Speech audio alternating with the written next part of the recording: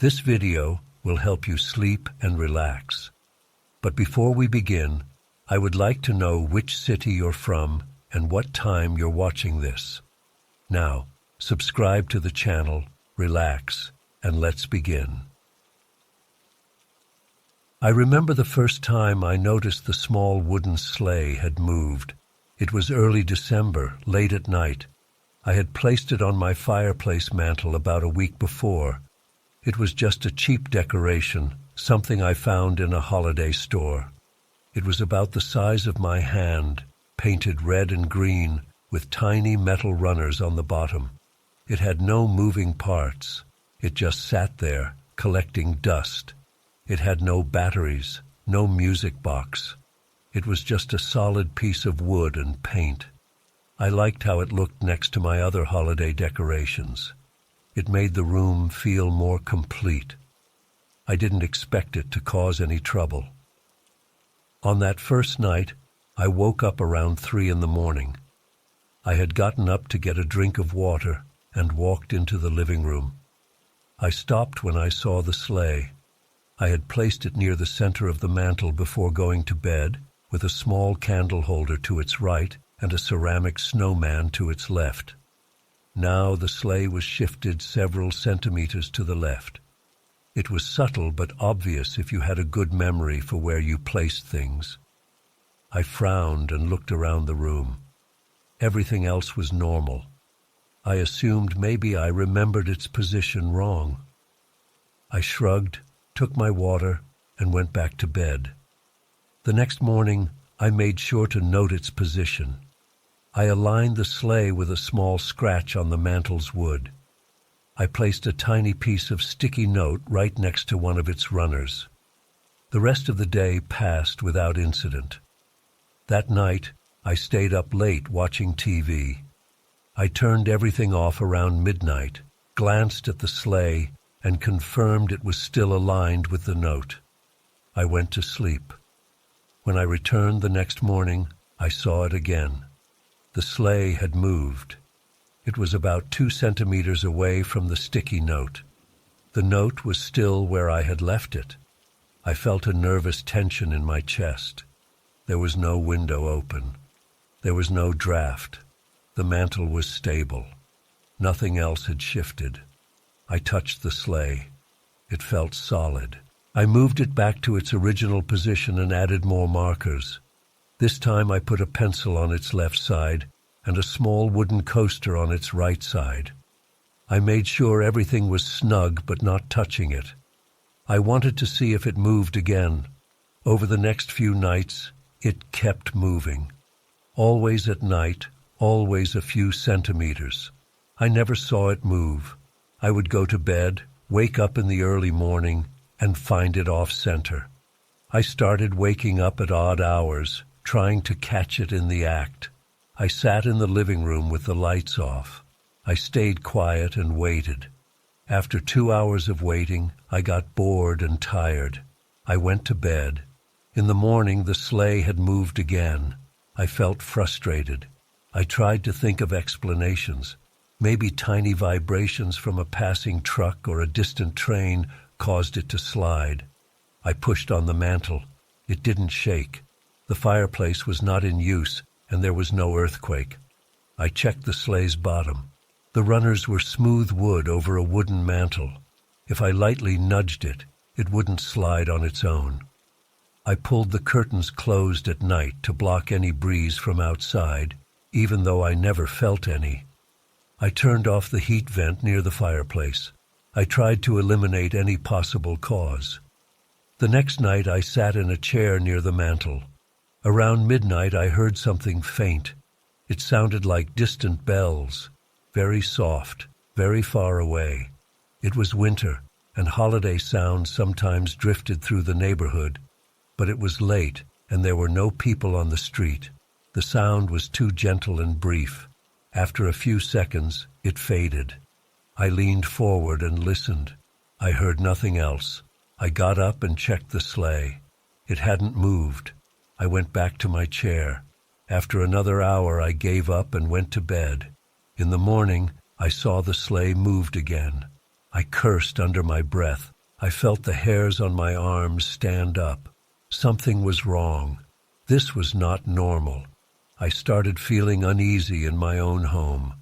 I decided to remove the sleigh from the mantel.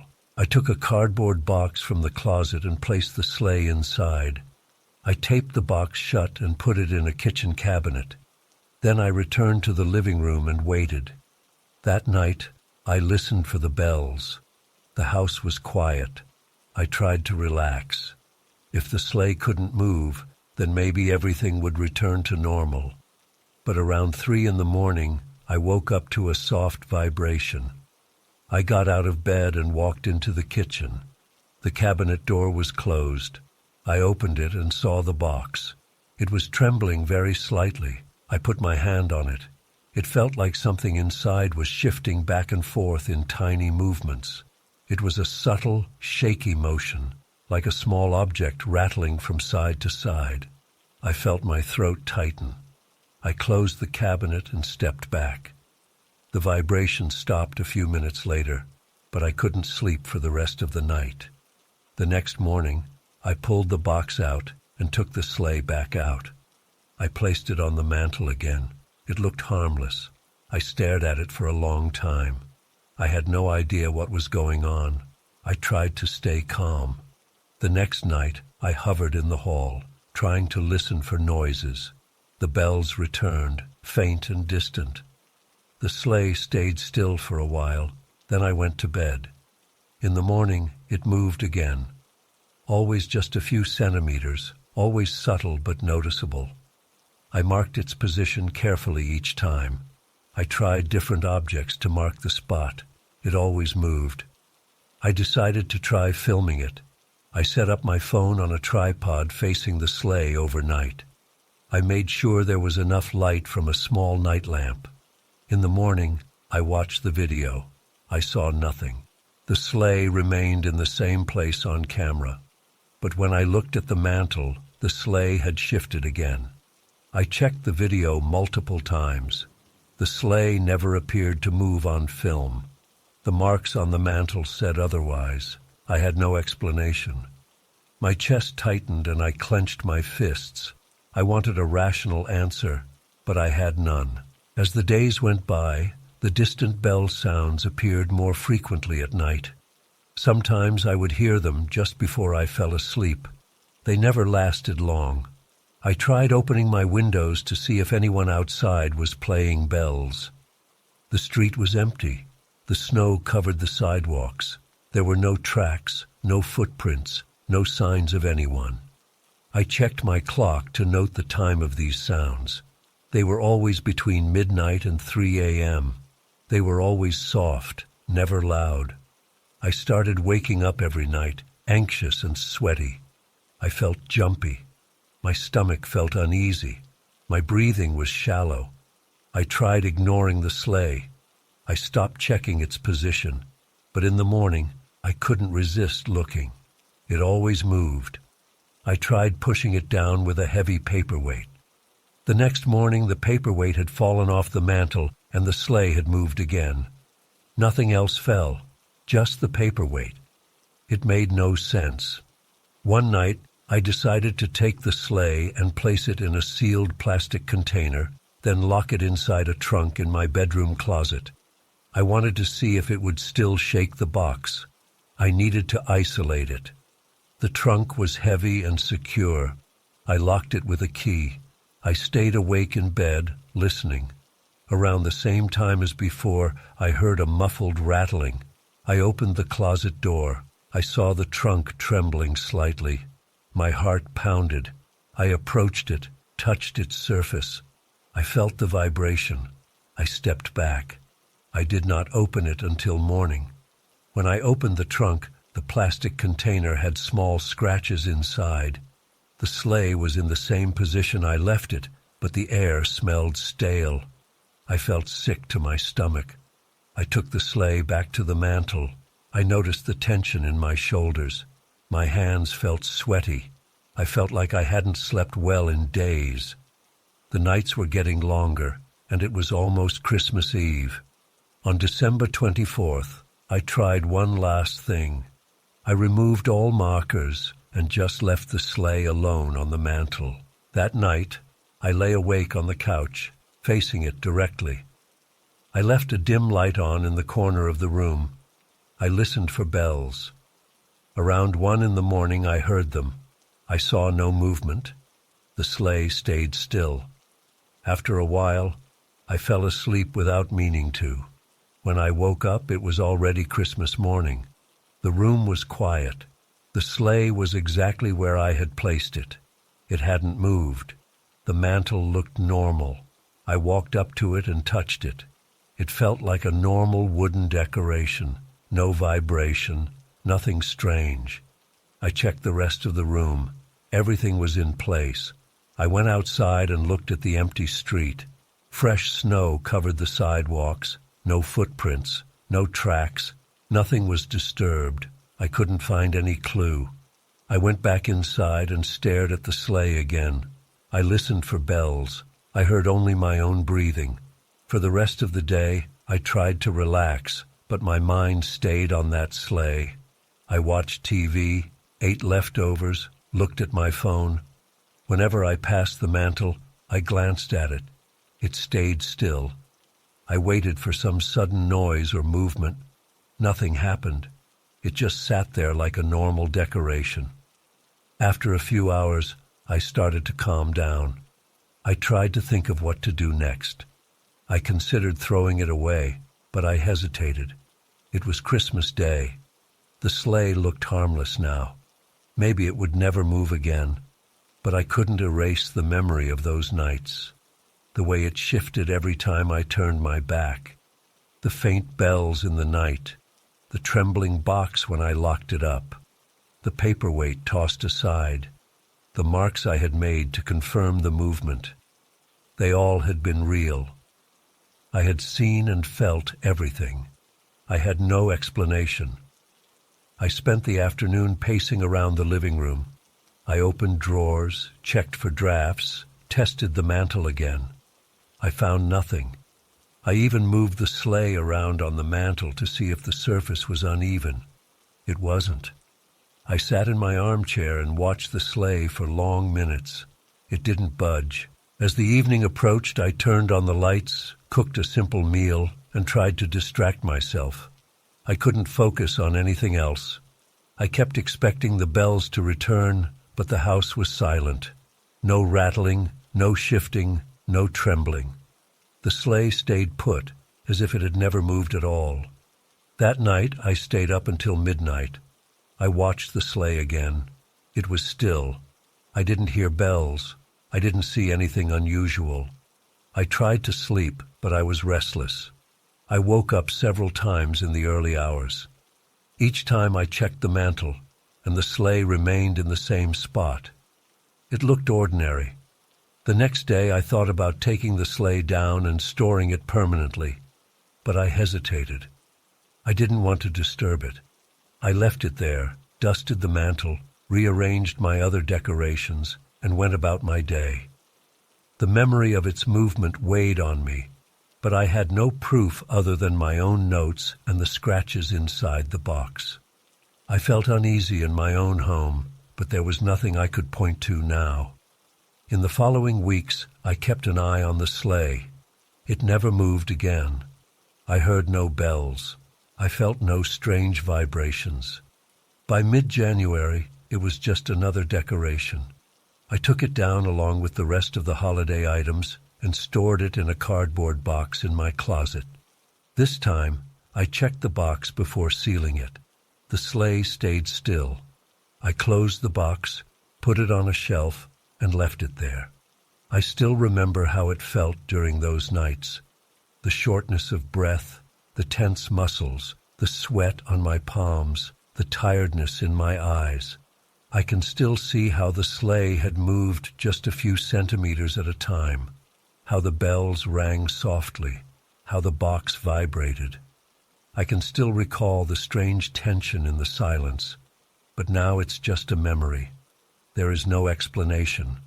It happened, and then it stopped. The sleigh sits in the closet, quiet and motionless. It never gave me a reason. It never made sense. It just ended, leaving me with the unease that never fully went away.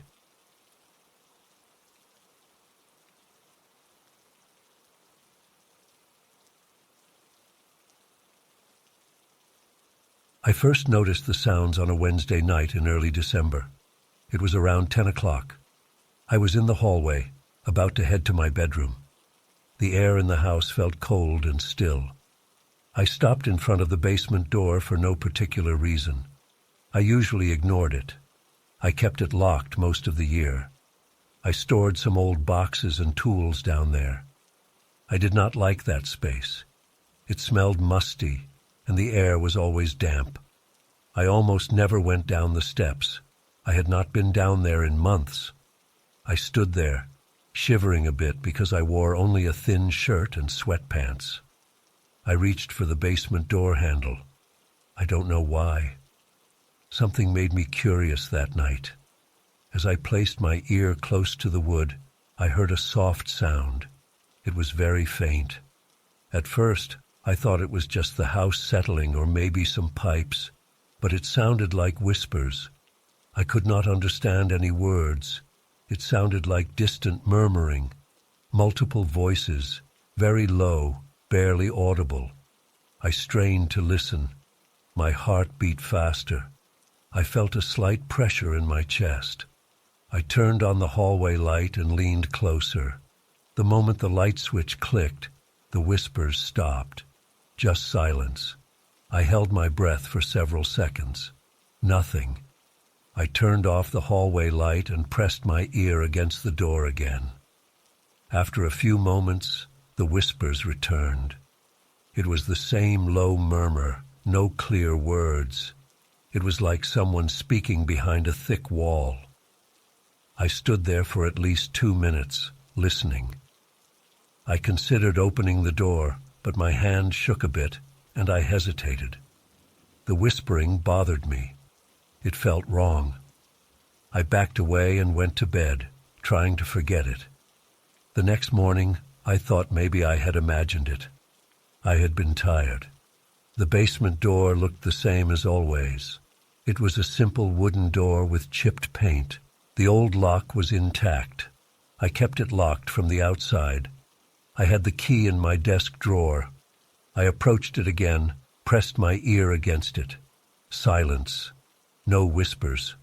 I shrugged and moved on with my day. I worked from home, made coffee, tried to focus on my tasks. I avoided thinking about the basement. That night, I walked past the basement door again. It was cold, and I had just turned the heat up a notch. I paused and listened. At first, nothing. Then, with the lights off, I heard it again. The same quiet murmurs.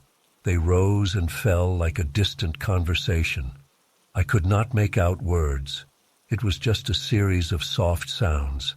Sometimes it sounded like a single voice. Sometimes it sounded like more than one. My skin prickled. I felt a light sweat forming on my forehead. I tried the door handle, locked. I tried knocking softly. No response.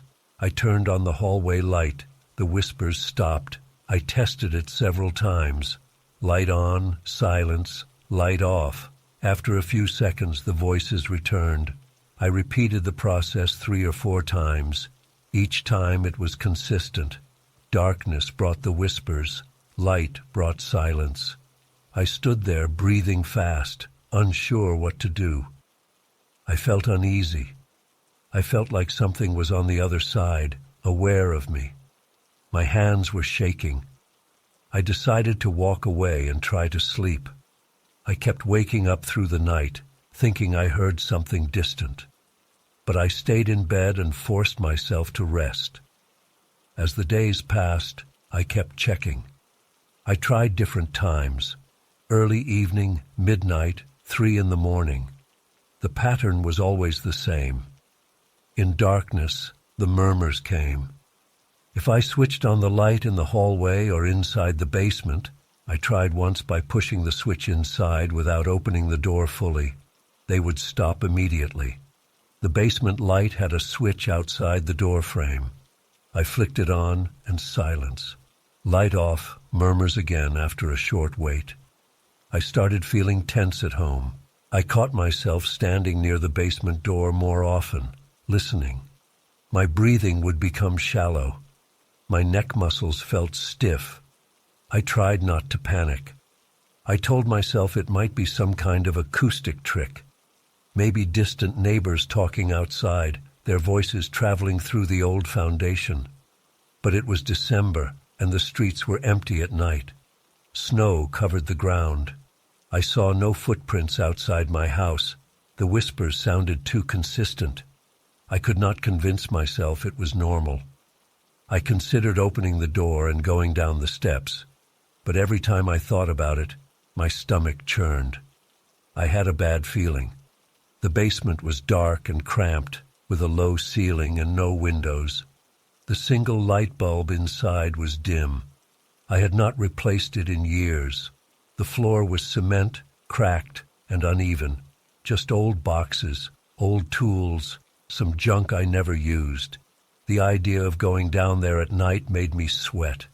I thought I might slip or something worse. I imagined opening the door and hearing the whispers grow louder. I imagined them stopping the moment the light turned on. No evidence of anyone there, just empty space. I tried ignoring the whispers. I spent several nights not checking the basement door. I turned up the TV volume in the living room to drown out any noise.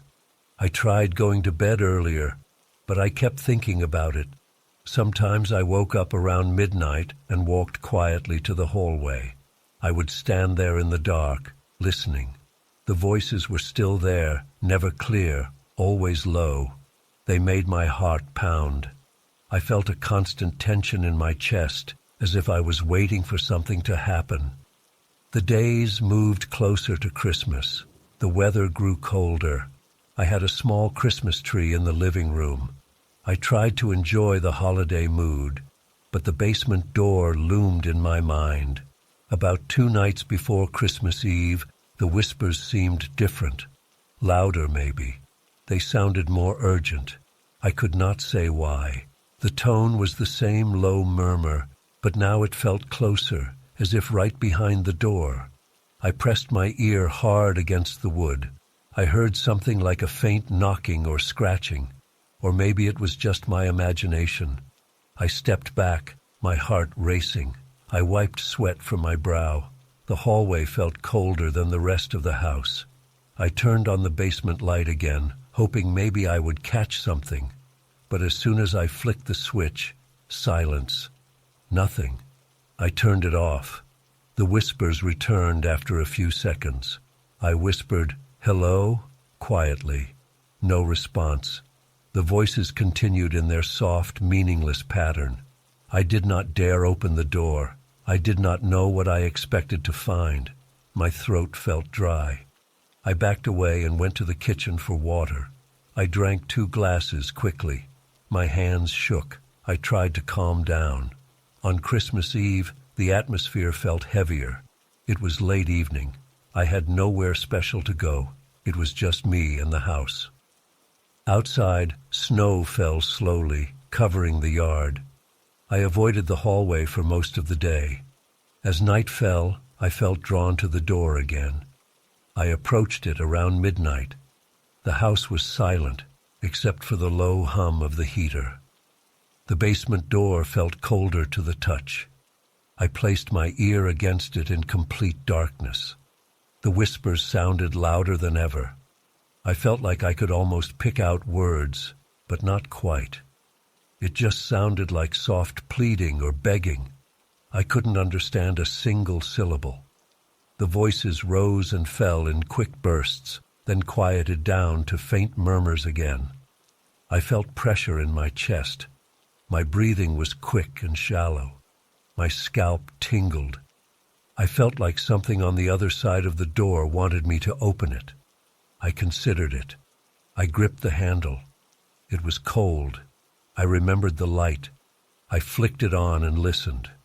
Silence again. My hand trembled on the handle. I flicked the light off and heard the whispers again, closer, more intense. It felt like a presence pushing against the wood, trying to get through. I tightened my jaw. I tried to think clearly. If I opened the door, what would I see? Empty steps, old boxes, darkness. Maybe I would catch a glimpse of something. Maybe I would finally understand. But I could not bring myself to turn the key. I walked away, sweating. I felt my stomach twist. I went to the living room and turned on the TV, but kept the volume low. I could not concentrate on anything. I kept looking over my shoulder, expecting something to happen. I did not sleep well that night. I had trouble staying asleep. I heard faint sounds in my dreams. I woke up several times, sitting up in bed, heart pounding. I heard nothing from my room, but I knew the whispers were still behind that door. By the time morning came, it was Christmas Day. The house was quiet. I got up feeling drained. My eyes were heavy. I went to the hallway, prepared to listen again. I expected whispers. I expected the same pattern of darkness and sound. But this time, there was nothing. I pressed my ear to the door. Silence. I turned off the hallway light, stood in the dark for a full minute, and listened. Still nothing. No murmurs, no scratching, no faint voices. I felt a mix of relief and confusion. I stepped back and stared at the door. It looked ordinary. I touched it. It felt like normal wood. No vibration, no strange coldness. I unlocked the door, mustering courage I did not have before. The silence gave me confidence. I turned the key and pulled the door open. The basement steps stretched downward into darkness. I flipped on the basement light. The bulb flickered once and stayed on. It revealed a cluttered space filled with boxes, old chairs, a broken lamp, some tools. Nothing unusual. The cement floor was covered with dust. I saw no footprints, no signs of movement. I listened carefully. No sound except my own breathing. I stood there for a long time, scanning every corner. The silence felt thick. My pulse slowed. My hands were still shaky, but I felt a strange calm now. The whispers were gone. I went down a few steps and looked around. I tapped on the walls. Solid. I checked behind a stack of boxes, just old junk. I waited several minutes in silence. Nothing happened. I climbed back up and closed the door. I locked it again, more out of habit than fear. I tested the hallway light, on and off. No difference now. No voices. Just quiet. The absence of the whispers felt strange. They had been haunting me for weeks, and now they were simply gone. For the rest of the day, I moved around the house in a daze. I kept checking my ears, as if I might suddenly hear them again. But the house remained silent. I had coffee, watched a movie, tried to relax. Outside, the snow continued to fall. The holiday passed quietly. I did not feel festive, but I felt relieved that the tension was gone. By the evening, I had almost convinced myself it was some odd acoustic phenomenon. But I knew how real it had felt. I remembered the physical reactions, the sweat on my forehead, the tightness in my chest, the trembling in my fingers. I remembered how the voices responded to light and darkness, how they seemed louder on Christmas Eve, how they felt almost human. Now they had vanished, leaving no trace. I never told anyone about this. There was nothing to show, just an old basement door and silence. The memory stayed with me, though. Even weeks later, I sometimes paused in the hallway at night, listening. I never heard those whispers again. The basement door remained locked, and I had no reason to open it. The strange murmurs in the darkness had come and gone, leaving me with nothing but a lingering discomfort I could not explain. In the following months, I used the basement a few times for storage, always with the light on. I never felt anything unusual. It smelled musty and old, but nothing more. No voices, no whispers, just silence. I still think about that December sometimes. I remember how my heart pounded, how I hesitated to turn the knob, how I felt the presence of something I could not see. But it ended abruptly. On Christmas morning, the whispers vanished. The door remained closed. The secret, if there was one, stayed behind that door, buried in silence. I have no answers, only the memory of those nights in the hallway, listening in the dark.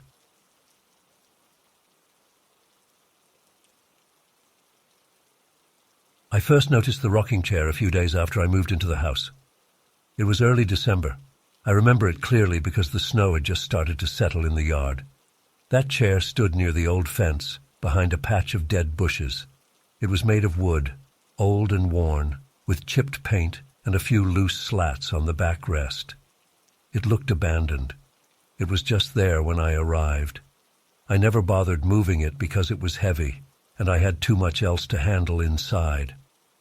On that first night, I was in the kitchen, washing a few plates. The window above the sink looked out onto the backyard. It was dark, but the porch light cast a faint glow across the ground. I glanced up while scrubbing a plate and saw something move in the yard. I squinted and realized it was the rocking chair. It was moving back and forth. The motion was slow and steady. I did not see anyone sitting on it.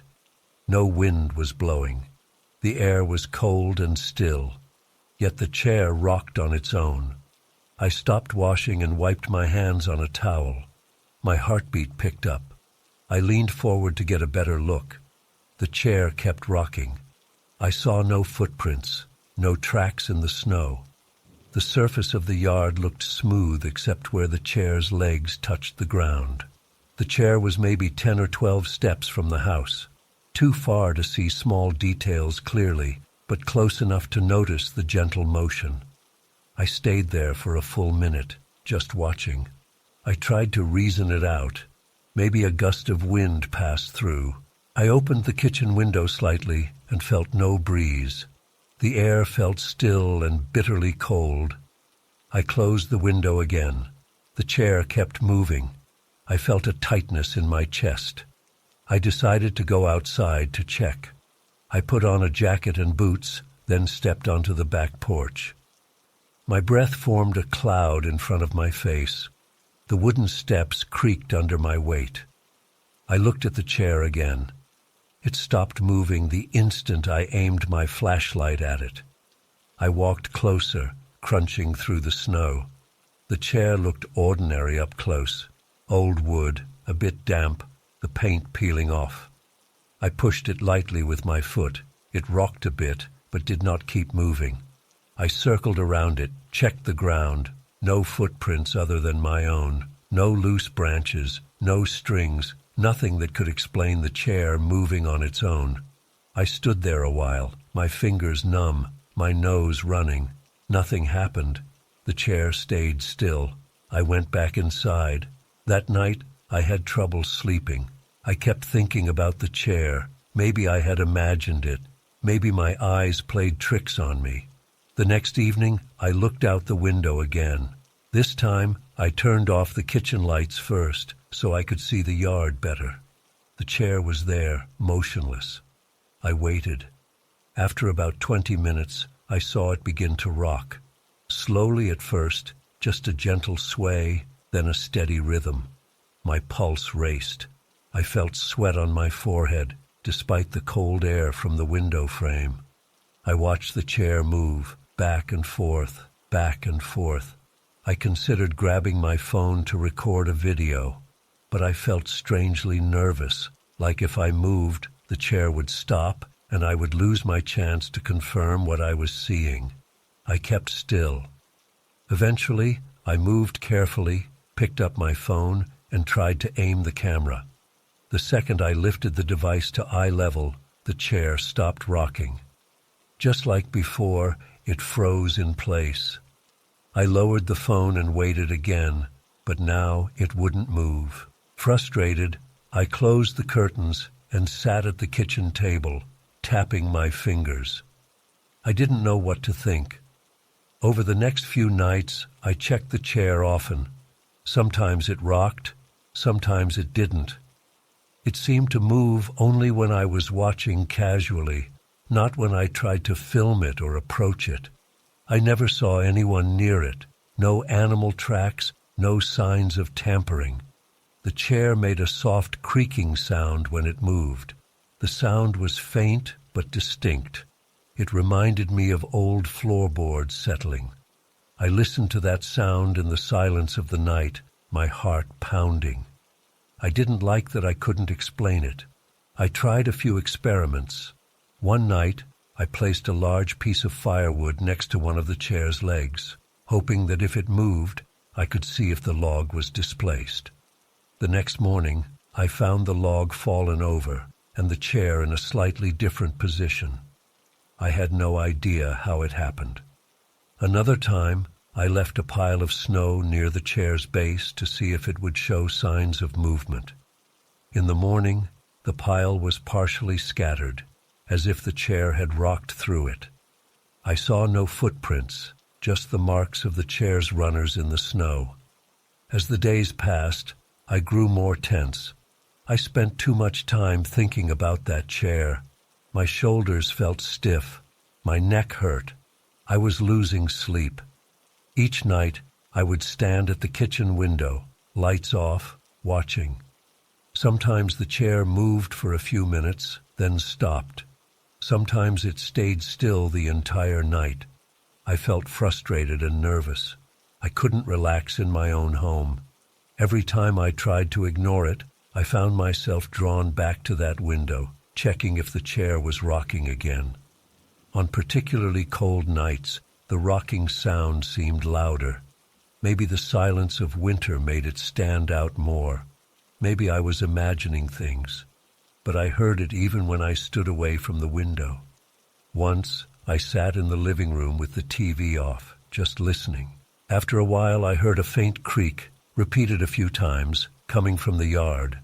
I tiptoed to the kitchen, peeked out carefully. There it was, rocking again. As soon as I leaned in too close, it stopped. I started feeling real fear on the week before Christmas. By then, it had become a pattern.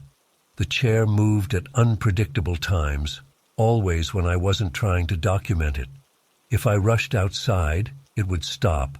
If I shone a light on it, it would stop. If I tried to take a photo or video, it would stop. I began to wonder if I was losing my mind. But I knew what I saw. I knew the chair moved on its own. I couldn't explain how. One night, I decided to approach it very slowly. I turned off all the lights in the house. I left my flashlight inside. I put on dark clothes and opened the back door quietly. The snow muffled my steps.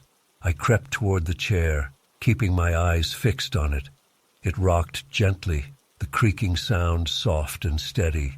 My heart thumped in my chest. My ears buzzed. I got within maybe 3 meters of it. Suddenly, it stopped mid-rock. I froze. I stood there holding my breath. The chair did not move again. After a full minute of silence, I slowly backed away and returned inside. My fingertips tingled. I felt lightheaded. I started dreading the nights. During the day, the chair just sat there, half buried in snow, motionless. It looked so ordinary in daylight. But when evening came, I felt a knot in my stomach. I ate dinner while glancing at the window. I tried reading a book, but my eyes drifted toward the backyard. I tried calling a friend to talk about other things, but I kept imagining that chair moving outside in the dark. I never told anyone about it. It sounded too strange, and I had no proof. A few nights before Christmas, a thick fog rolled in. The air felt heavier, colder. I couldn't see well outside. The chair's silhouette looked distorted. That night, I heard it rocking more than usual. The creaking sound came and went, short bursts of movement. I tried looking out through the fog. I could barely see anything, just a vague shape where the chair should be. But I heard it. The sound made me shiver. My scalp prickled. I felt clammy sweat on my back. I didn't go outside. I just stayed by the window listening, hoping it would stop. The next morning, I checked the chair. It had moved slightly from its original spot. The runners left curved marks in the snow, like someone had pushed it back and forth all night. I brushed some snow off the seat. It was damp and cold to the touch. No clues, no explanation. On Christmas Eve, I tried to stay up late. I wanted to see if anything changed. I sat at the kitchen table with a cup of tea, not turning on any lights. The moonlight reflected off the snow, giving the yard a faint glow. I could see the chair's outline clearly. It stood still for a long time. Around midnight, I heard a single creak. I leaned forward. The chair began to rock gently, as it had so many times before. I watched it, hands clenched, teeth grinding. It rocked without a reason, without a cause. This time, something in me snapped. I got up quickly, grabbed the door handle, and stepped outside. I walked straight at the chair. Snow crunched under my boots. I breathed heavily. My legs felt shaky. The chair stopped as soon as I moved toward it, but I didn't stop. I reached it, grabbed its armrest, and yanked it backward. It was heavier than I expected. It didn't budge much. My breathing was loud in my ears. I felt foolish, angry, scared. I let go and stood there, glaring at it. I waited. Nothing happened, just silence. I was cold and tired. I muttered a curse under my breath and returned inside. The chair didn't move again that night. On Christmas morning, I woke up with sore muscles and a headache. I went to the kitchen. Daylight flooded the yard. The chair was still there, covered in a thin layer of fresh snow. It looked peaceful. I stared at it for a long time, expecting it to twitch or rock, but it stayed perfectly still. That day passed quietly. I checked the chair every hour. It never moved. By afternoon, I felt a strange mixture of relief and confusion. Why did it stop now? What changed? I had no answers. I considered bringing it inside or tossing it out, but I decided against it. I didn't want to touch it again. I just wanted to move on and forget about it. By evening, the sky turned gray. The air felt calm. The chair sat motionless in the yard, looking like a normal old piece of furniture again. I watched it from inside for a while, waiting for any sign of movement. Nothing happened. I turned away and tried to enjoy my evening. Over the next few days, I noticed the chair never rocked again. The yard stayed quiet. The snow piled up around it. It became just another piece of junk outside. Eventually, I stopped checking it so often. The tension faded, but not completely. I could still remember the sound of it rocking in the night, the sight of it moving on its own. I never explained it. I never told anyone. It was just something that happened, then stopped. Even now, if I look out at that spot in the yard, I can recall the way it felt. The tightness in my chest, the sweat on my brow, the trembling in my hands, the relief I felt when it finally stopped. The chair remains where it was, silent and still. I don't know what caused it to rock. I don't know why it chose to stop on Christmas morning. I only know what I saw and heard. I only know how it made me feel. That is enough to keep me wary, even long after everything returned to normal.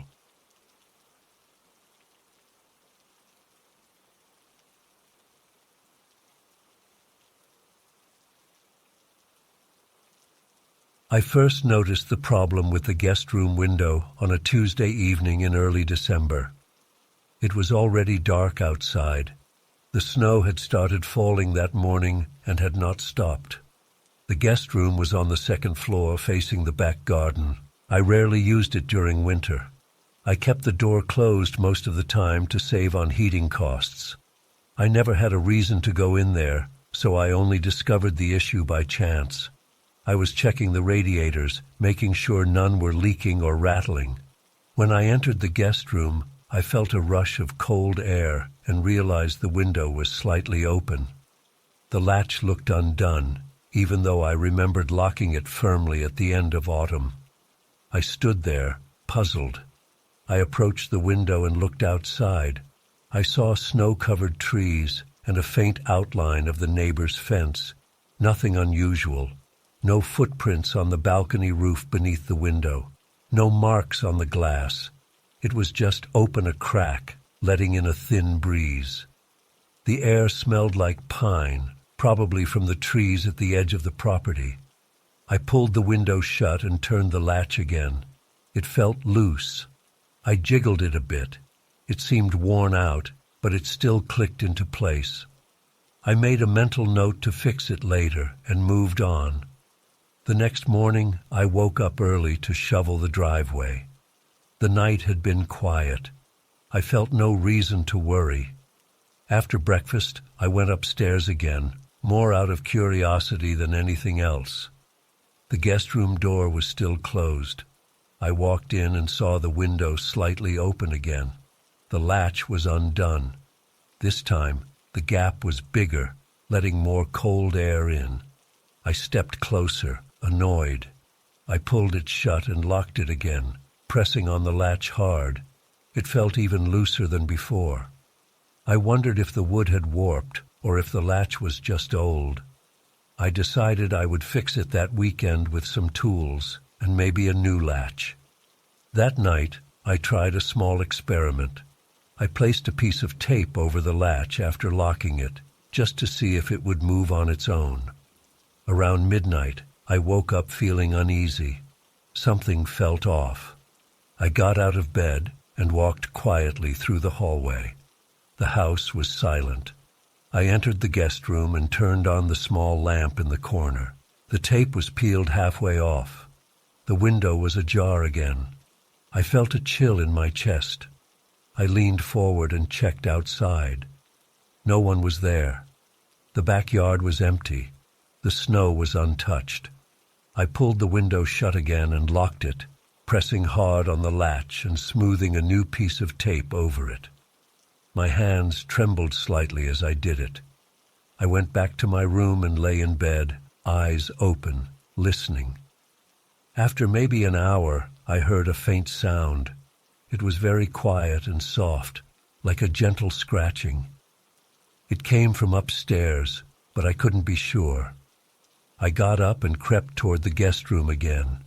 The hallway floor creaked under my feet. I waited outside the guest room door and listened. The scratching was subtle, like nails against glass. My heart picked up speed. I reached for the doorknob and turned it slowly. Inside the guest room, the sound stopped. The window was open again, just a small gap. The tape was on the floor, crumpled. I looked around the room. Nothing else was disturbed. I approached the window and peered through the gap. The cold air stung my face. I saw nothing but darkness and falling snow.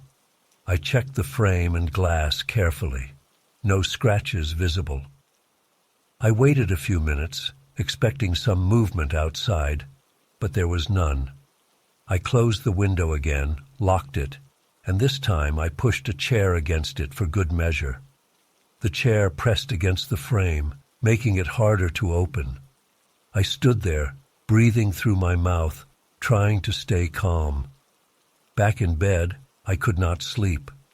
I kept thinking about that scratching sound. It sounded like someone dragging a fingernail across the window pane.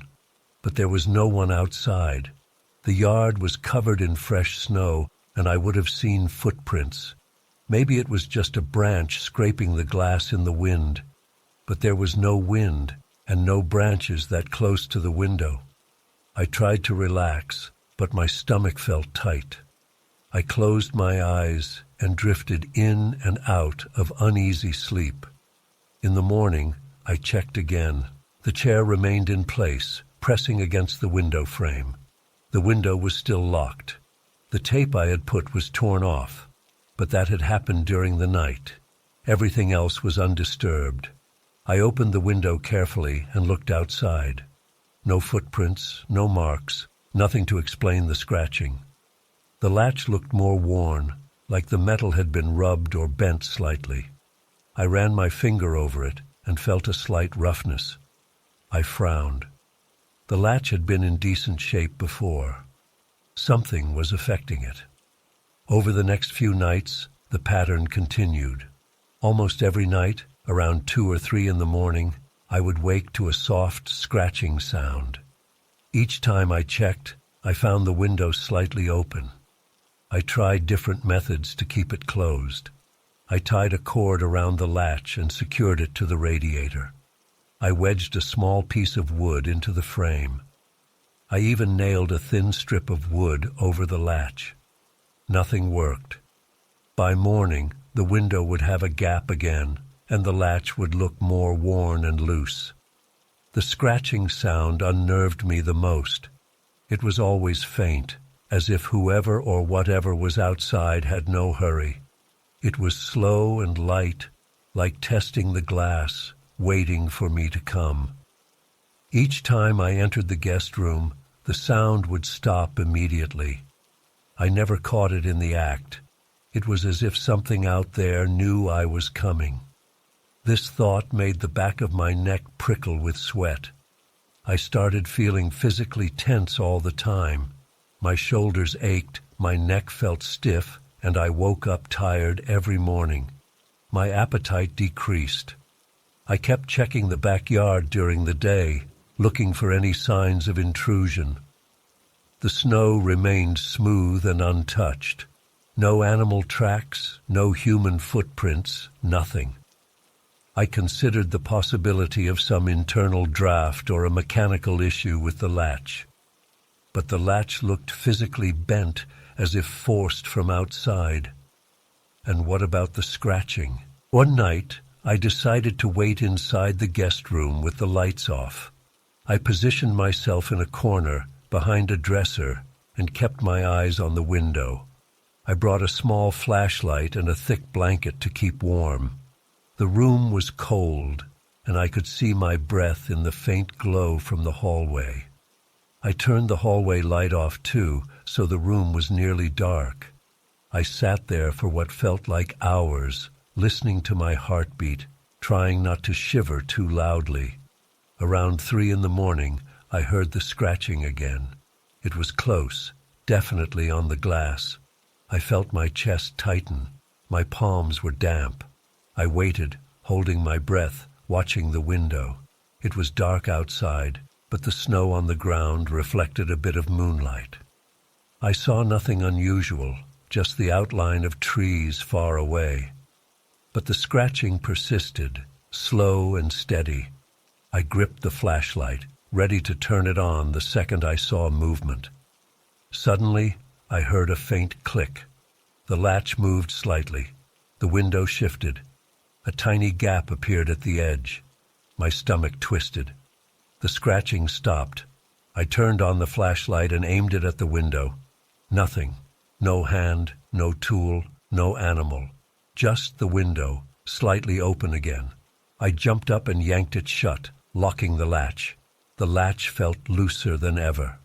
My breathing was fast and shallow. I checked outside once more. Empty yard, no footprints, no signs. I backed away from the window and left the room, locking the door behind me. I went to my bedroom and lay awake until morning. I could not go on like this. I decided to seal the window completely. The next day, I bought a tube of strong sealant and some nails. I nailed the window shut from the inside, hammering nails around the frame. I sealed the edges with thick layers of the sealant, making sure no gap remained. The window could no longer be opened without serious effort and tools. I wiped sweat from my forehead and examined my work. The window was now fixed in place, no way it could open on its own. That night, I slept a bit more confidently. I still woke up in the middle of the night, straining my ears for the scratching sound. The house was quiet. I dared not go check the guest room yet. I waited until morning. When I finally entered the guest room, the window was still nailed shut, but the latch looked even more bent, as if something had pressed against it from outside. The sealant had small cracks around the edges, like someone had tested its strength. I ran my finger over the cracks and felt chills run down my spine. Whatever was trying to open that window was persistent. I considered calling someone, maybe a locksmith or a handyman, to replace the whole window. But I was embarrassed. What would I say? That a window kept unlocking itself at night? That I heard scratching sounds but saw nothing? It sounded crazy. I decided to wait a few more days and see if things improved. I avoided the guest room at night. I still heard faint scratching sometimes, but now it sounded frustrated, like a tool scraping against a sealed surface. The nails held firm. The window stayed closed. I tried to live my normal life. I ate, watched TV, tried to read a book. But I never felt completely at ease. I always half expected to hear that sound again. As Christmas approached, the atmosphere in the house felt heavy. The weather turned colder, and the nights grew longer. The smell of pine in the air became sharper. The guest room window remained sealed, but I still sensed that presence outside. Some nights I thought I heard faint tapping, as if testing another part of the house. I checked the other windows, all secure, no issues. On Christmas Eve, I decided to sleep in the living room with the TV on, volume low. I wanted some distraction. I ended up dozing off around midnight. I woke up before sunrise, feeling stiff and cold. The TV showed an infomercial. I checked the time and went upstairs slowly. The hallway felt colder near the guest room. I touched the guest room door. It felt normal. I unlocked it and stepped inside. The window remained sealed. The nails were in place. The sealant had a few more cracks, but nothing severe. No open gap. I looked around the room. Nothing else was touched, but I felt a lingering tension, like the air was heavier near the window. My hands were cold, my mouth dry. I stood there for a few minutes, waiting for something to happen. Nothing did. Over the next week, the scratching sounds faded. The sealant held, and the nails kept the window closed. I slept better, though I stayed cautious. I never removed the nails or the sealant.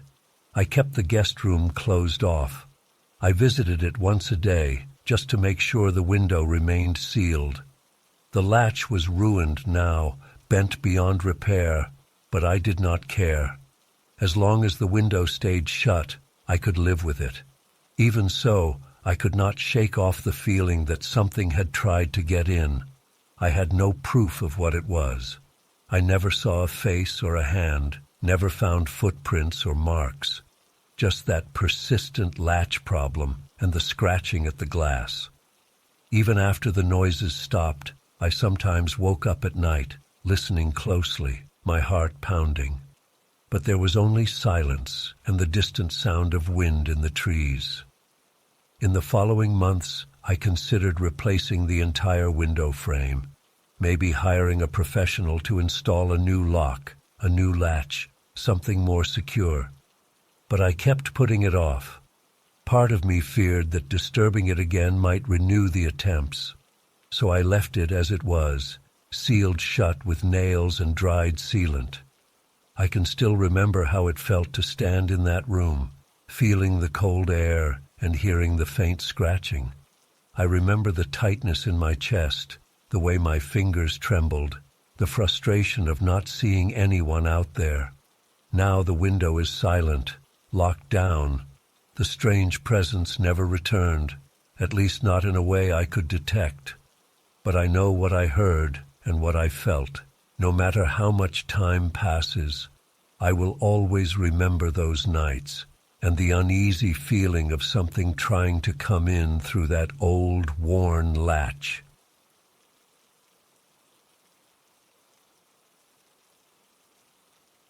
I first saw the gloves on a Wednesday afternoon in December, about a week before Christmas. I remember because I had just left the grocery store and passed through the small plaza near my house. The plaza was quiet, covered with a thin layer of snow. The city had put up some Christmas lights along the trees and the old lamp posts, giving off a soft yellow glow as evening approached. It was cold, and I kept my hands in my pockets, my breath visible in the air. On a wooden bench near the center of the plaza, I noticed a pair of gloves. They looked like normal winter gloves, black with some gray pattern.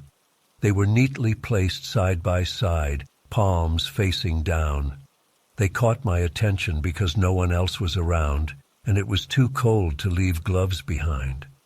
I paused in front of them for a moment.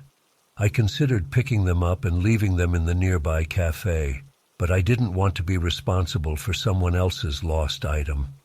I shrugged and walked on. The next day, I passed through the same plaza around the same time.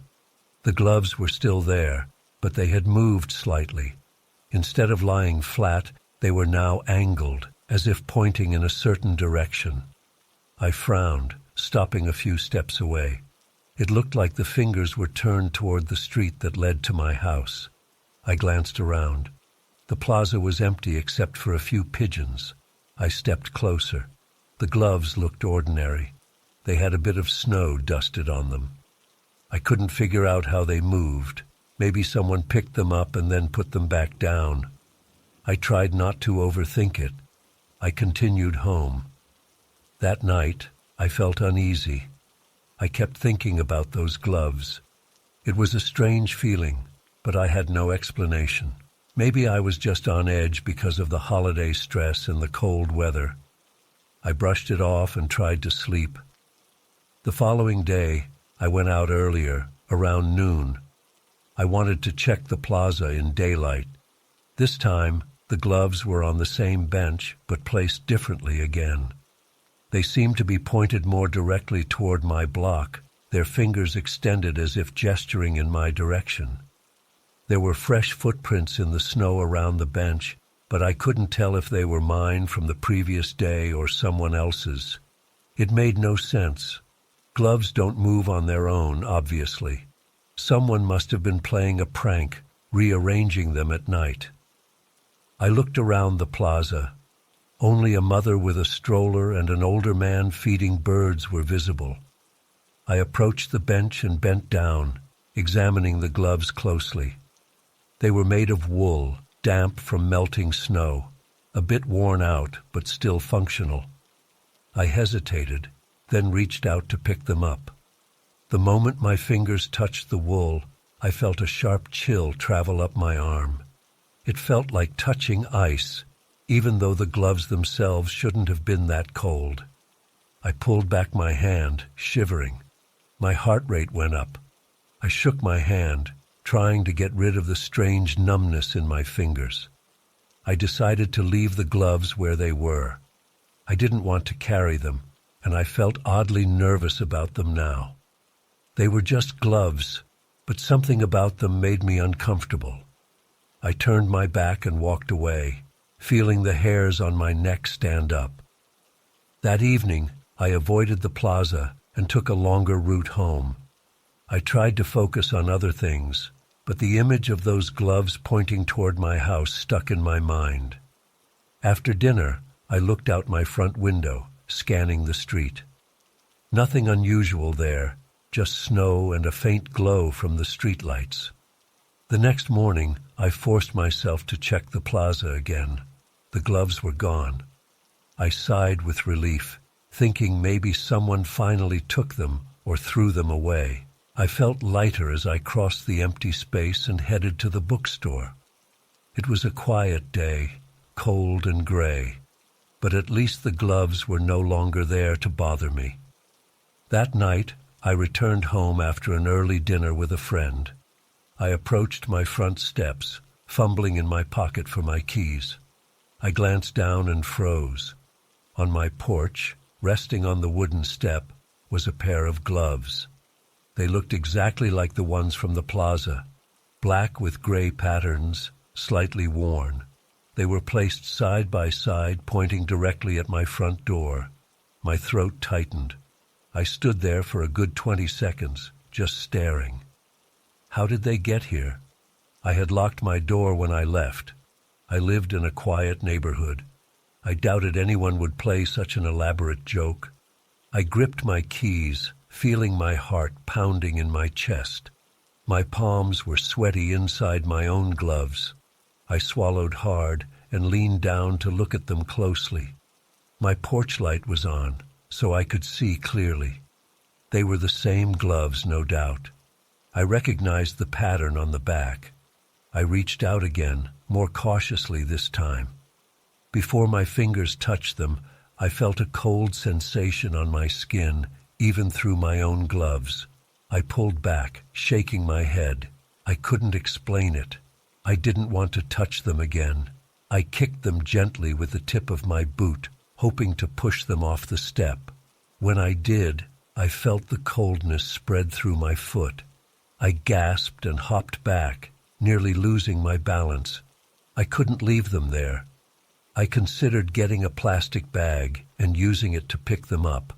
I entered my house, locked the door behind me, and grabbed a grocery bag from the kitchen. My heart was still racing. My stomach felt tight, and I had trouble keeping my hands steady. I opened the door again, crouched down, and slipped the gloves into the bag without touching them directly. Even through the plastic, I felt a slight chill, but it was bearable. I tied the bag shut and dropped it into a corner of the porch. I didn't want to bring it inside. I locked my door again. That night, I slept poorly. I kept waking up, expecting to hear something outside. I thought maybe I heard soft footsteps on the snow, or maybe the sound of fabric scraping on wood. But each time I checked my window, the porch was empty except for the bag with the gloves. I almost called the police, but what would I say? That a pair of gloves followed me home from the plaza? It sounded ridiculous. I decided to wait until morning. At dawn, I got dressed and prepared to leave for work. I opened my door slowly. The porch was empty. The bag was gone. No gloves, no trash, nothing. Just bare wood and a few snowflakes drifting in the air. I stepped outside and looked around. No footprints, no clues. I rubbed my eyes, wondering if I had just imagined it all. But I knew it happened. I felt that cold shock twice when I tried to touch them. I forced myself to go about my day as normally as possible. Work was slow, and I kept drifting back to those gloves. I tried to rationalize it. Maybe I threw them away without remembering. Maybe someone took them from my porch in the night. The important thing was that they were gone now. I felt relieved, but also unsettled. I wanted to forget the whole thing. A few days passed without incident. Christmas was near. The neighborhood looked festive, lights and decorations everywhere. I tried to enjoy the holiday spirit, but I couldn't relax completely. Every time I passed the plaza, I glanced at the bench where I first saw the gloves. It remained empty. I felt grateful for that. I just wanted things to return to normal. On Christmas morning, I woke up early, planning to call my family and maybe make a nice breakfast. I walked downstairs in my slippers and glanced out the front window. My heart sank. On my porch railing, hanging neatly, was another pair of gloves. They looked the same as before, or at least very similar. Black with gray patterns, slightly worn. I stood there, staring through the glass. My pulse pounded in my ears. I felt a surge of anger and fear mixed together. I opened the door, stepping carefully onto the porch. The gloves hung there by their fingertips, like someone had placed them deliberately. I didn't even try to touch them this time. I just stared, my chest tight. The air was cold and dry. My breath came out in short puffs. I scanned the street. Not a single person outside. Snow covered the walkways undisturbed. No footprints, no tire tracks, nothing. It was too early for neighbors to be out, and most of them had traveled for the holidays. I thought about calling someone for help, but what would I say? I had no proof of anything unnatural. They were just gloves, but I knew they weren't just gloves, not after what I experienced. I reached for a broom leaning by the door and used the handle to knock them off the railing. The moment the broom touched them, I felt the chill again, not as strong, but noticeable. I gritted my teeth and kept pushing until the gloves fell off the railing and onto the snow below. I stepped back inside, locked the door, and closed the curtains. I paced around my living room, rubbing my arms. My heart wouldn't slow down. Eventually, I sat down on the couch and turned on the TV, keeping the volume low. I tried to focus on some holiday program, but my mind wandered back to the gloves. Were they still outside? After an hour, I couldn't stand not knowing. I peeked out the window again, just a corner of the curtain. The gloves were gone. The snow on the ground showed no signs of disturbance. It was as if they had never been there. I felt relief, but also fear. I knew something strange was happening. I had no explanation and no one to talk to about it. I decided I would ignore it. If they appeared again, I would call someone. But they did not appear again that day. For the rest of Christmas Day, I tried to keep busy. I made calls to relatives, cooked a small meal for myself, listened to some music. I avoided looking outside too often. I tried to act normal, but my body remained tense. My shoulders were stiff. My stomach felt uneasy. I kept remembering the strange cold I felt whenever I tried to touch the gloves. It was real. I couldn't dismiss it as a trick of my mind. By the next morning, I checked my porch and yard carefully. Nothing unusual. The gloves did not return. The plaza bench was empty. I started to relax little by little. No more scratching, no more pointing gloves, no more strange chills. Over the following days, life went on as before. I tried not to think about it too much. Even now, when I pass that plaza, I remember those gloves.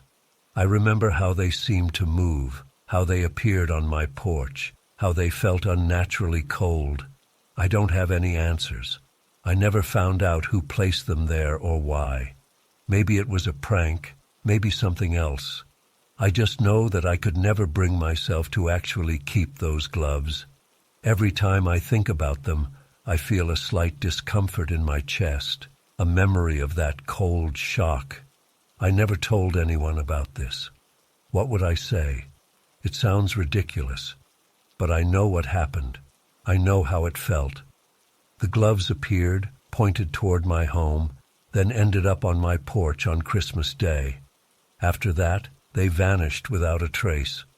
Sometimes late at night I think I hear a faint rustle outside, but when I look, there's nothing. It's just wind or my imagination. I still get a shiver remembering the chill on my skin. I can't explain it, and I don't like to dwell on it. I just hope it never happens again.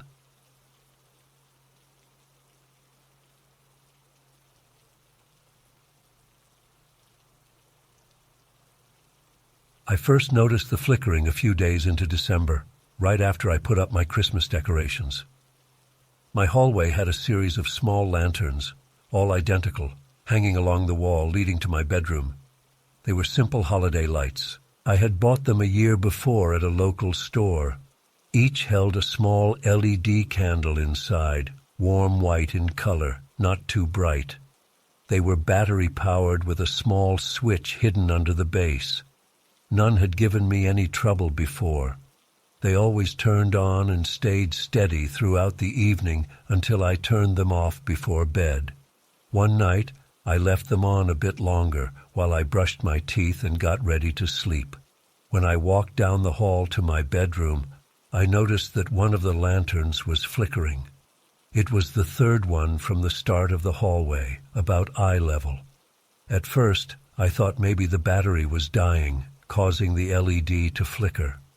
I slowed down and stared at it. The flickering was irregular.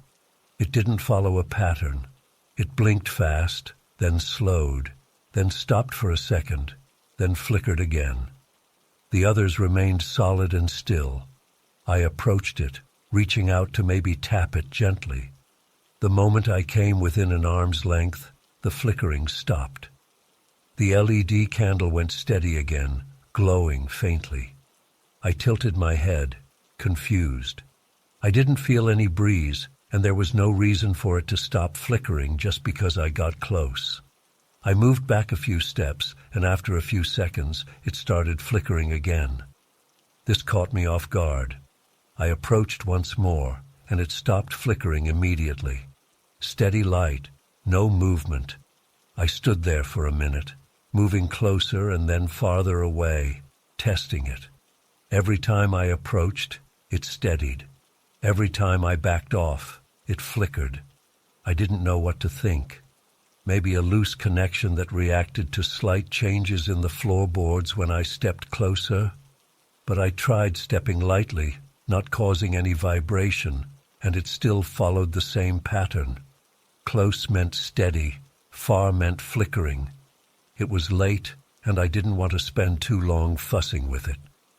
I turned off all the lanterns and went to bed, telling myself I would check the batteries tomorrow. The next evening, I replaced the batteries in that one lantern with fresh ones. I tested it in my living room first. It seemed fine, solid light, no flicker. I hung it back on the hallway wall and turned all the lanterns on again. At first, everything looked good. I went to the kitchen to grab a glass of water. When I returned to the hallway, I saw the same lantern flickering once more. My stomach tightened slightly. I walked toward it. As I got closer, it went steady again. I walked away. It flickered. Closer, steady. Away, flicker.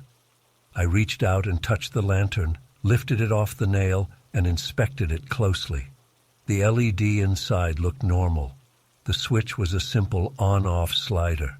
The batteries were brand new. I turned it off and on again. Solid light in my hand. When I hung it back up and stepped back, it flickered again. I couldn't understand it. I even tried switching it with another lantern, swapping their positions. Now the lantern that was originally flickering worked fine in the new spot, while the one I placed in the original problem spot started flickering. This meant it wasn't the lantern itself. It was the location on the wall. I checked for drafts. I ran my hand along the wall, feeling for any cold air. Nothing. I tapped the wall. Solid. No hidden wires. It was just a painted wall. I wondered if there was some electrical interference, but these lanterns weren't plugged in. They were battery-powered. I stood there longer than I should have, trying to solve the puzzle. Eventually, I gave up for the night. I turned them all off and went to bed, feeling unsettled.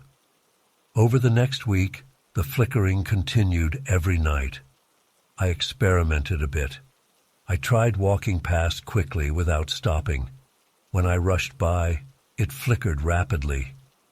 If I stood at the far end of the hall, watching from a distance, it flickered in a slow, uneven pattern.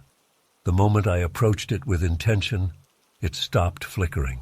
The LED candle glowed steadily, almost dimmer, as if lowering itself in my presence. When I backed away, the flickering would resume, sometimes even more erratic than before. It didn't make sense. I kept telling myself there had to be a logical explanation. Maybe a defect in how the lantern responded to changes in ambient light. But the hallway light was always the same, a ceiling bulb, not too bright, always on in the evening. The other lanterns never changed. Only that one spot, that one hook on the wall, caused any lantern I placed there to flicker. I tried hanging a different decoration there, just a small holiday wreath with LED lights. Same thing. The lights flickered oddly. I took the wreath away, and the problem moved with whatever I placed in that exact spot. It was bizarre. I started feeling uneasy walking down that hallway at night. I felt a tension in my shoulders. My breathing got shallow when I approached that spot. The flickering light seemed like a silent signal, as if trying to get my attention. But attention for what? I heard no sounds, smelled nothing strange, felt no change in temperature. It was just that annoying flicker. I found myself trying to ignore it, but I couldn't help looking each time I passed. It made my skin crawl in a subtle way. One night, I turned off all other lights in the house and stood at the far end of the corridor, just watching the lantern flicker in the darkness. The rest of the house was silent. I listened carefully, trying to catch any faint noise. Nothing. Just my heartbeat and my quiet breathing. I took a few steps toward the lantern. Flicker slowed down. A few more steps. Flicker almost stopped. Closer still, flicker stopped completely, and the light went steady. I could even swear it dimmed slightly, as if reacting to my proximity. I stepped back again. Flicker resumed. I tried speaking aloud. "Is someone there?" My voice sounded stupid in the silence. No response, just the flicker. I got annoyed and rushed forward, grabbing the lantern off the hook. In my hand, it was perfectly steady, no flicker. I placed it back, stepped away, and watched it flicker again. My hands trembled slightly, and I noticed sweat on my palms. It was just a lantern, but it made me feel watched. As Christmas approached, the flickering became a nightly ritual. I tried different times, early evening, midnight, just before dawn. It always behaved the same way. I considered removing all the lanterns from the hallway entirely, but I liked the decorations. And besides, I felt a strange urge to keep testing it. Maybe part of me hoped I could solve the mystery. Another part of me was just nervous, waiting to see if something else would happen. On Christmas Eve, I spent the day with friends and came home late. The house was dark and quiet. I turned on the hallway lanterns out of habit. I wanted to see if the flickering would continue on this special night. I walked down the hallway slowly. To my surprise, the lantern in that spot was not flickering at all. It was steady. I thought maybe it just needed a minute, so I walked away, then came back. Still steady. No flicker. I felt a surge of relief. Maybe whatever caused it had stopped. I stood there for a while, expecting something to happen. Nothing did. The lantern glowed softly, no change in brightness, no flicker. I stepped close, then far away, repeating the old test. No reaction. It stayed calm and steady. I even turned off the other lanterns, leaving only that one. It remained solid, no sign of its previous erratic behavior.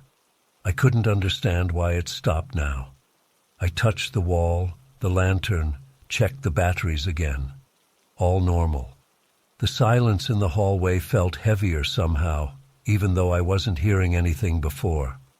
I realized that for weeks I had grown used to seeing that flicker every night. Now that it was gone, I felt uneasy in a different way. I turned off the lantern and went to bed, trying not to think too hard about it. The next morning was Christmas Day. I woke up, got dressed, and walked down the hallway. I decided to turn on the lanterns again to see if everything was still normal. They all lit up except the one in that spot. It didn't turn on at all. I switched off and on several times. No light. I changed the batteries. Still no light. I tried another lantern in the same spot. That lantern lit up for a second, then went dark. The spot seemed to kill the LED lights now. I moved the lantern away, and it worked again. The batteries were fine. Just that one location on the wall refused to let any light glow now. It had gone from flickering to total darkness. I didn't know what to make of it. I gave up on having a lantern in that spot. I left it empty.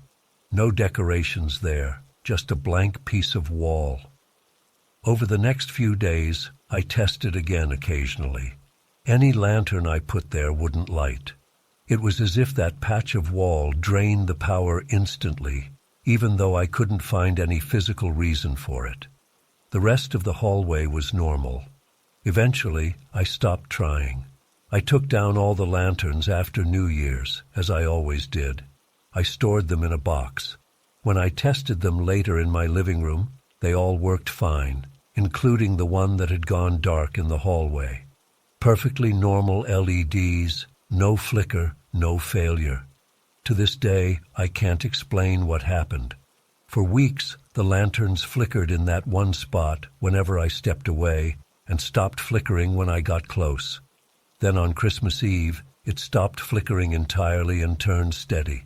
The next morning, the light died completely in that spot, never to return. After the holidays, everything worked fine elsewhere.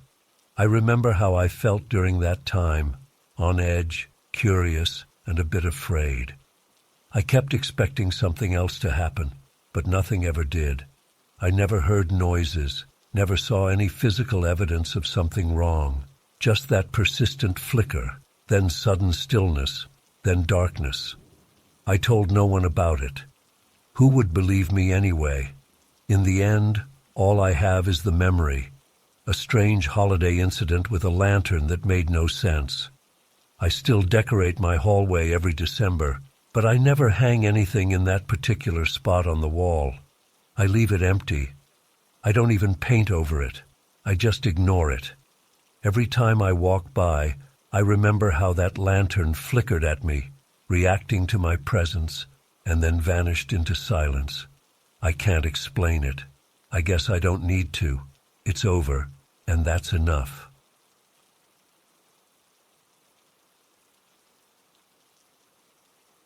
I first noticed something strange about the paintings in my hallway at the start of December. I had hung them there months ago.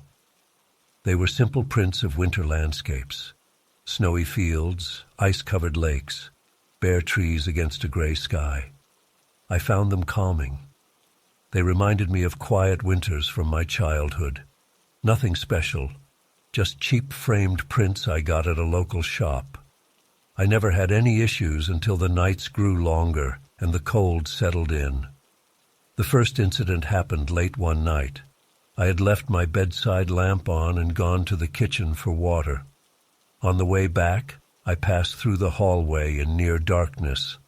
I usually kept a small nightlight plugged in near the floor, but that night it was off because I needed the outlet for the vacuum charger.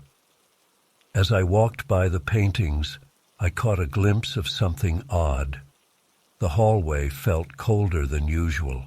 I could see my breath in the faint glow from the bedroom. The paintings were on both sides of the hall, 4 of them total, evenly spaced. As I neared the first one, I thought I saw a slight movement in the corner of my eye. I stopped. The paintings were still. I blamed my tired eyes and kept walking. But then, at the second painting, I had the distinct impression that the snowy trees in the print had shifted slightly, like the shadows between the branches had rearranged themselves. I leaned in, squinting. The painting looked normal, just a printed landscape behind glass. I touched the frame. It was cold. I backed away, feeling a bit uneasy. The next night I decided to pay more attention. I left the nightlight off again on purpose. I wanted to see if I could catch anything strange. I walked down the hall slowly, no other lights on. The darkness felt thicker. My eyes took a moment to adjust. As I approached the first painting, I saw the image clearly. A snowy hill, a small cabin in the distance, leafless trees. Nothing moved. I stepped to the next painting, which showed a frozen lake. For a split second, I thought the reflection of the moon on the ice seemed to shimmer, as if rippling. But when I blinked, it was just a flat image again. By the time I reached the third painting, I felt a slight panic in my chest. I couldn't say why. It was just an unsettling feeling. The third painting had darker tones, a winter forest at dusk. It always looked a bit gloomy, but now it felt like the shadows among the trunks were shifting subtly. I leaned in closer and nearly gasped. I thought I saw a faint movement, like a shape gliding between the trees. I jerked back and flicked on the hallway light. Under the bright light, everything looked normal again, just paper and ink. My heart was beating fast, and I felt sweat on my neck. I breathed out slowly and decided I had imagined it. I went to bed, unsettled, but determined to ignore it. Over the next few nights, it got worse. Each time I walked down that hallway in darkness or near darkness, I had the strong impression that the painting's shadows were not static. The shapes in the background seemed to shift. The trees looked taller or bent at new angles. The snow drifts appeared to swell or shrink. Nothing dramatic, just subtle changes that made my skin crawl. I tested it by turning the hallway light on and off. Light on, everything normal, flat, lifeless. Light off, an uneasy hint of movement and depth that should not be there. I tried touching each painting, running my hand along the frame. The frames were wooden, painted black, nothing unusual. The glass was cold but smooth. The back had a simple cardboard panel with small hooks, nothing strange.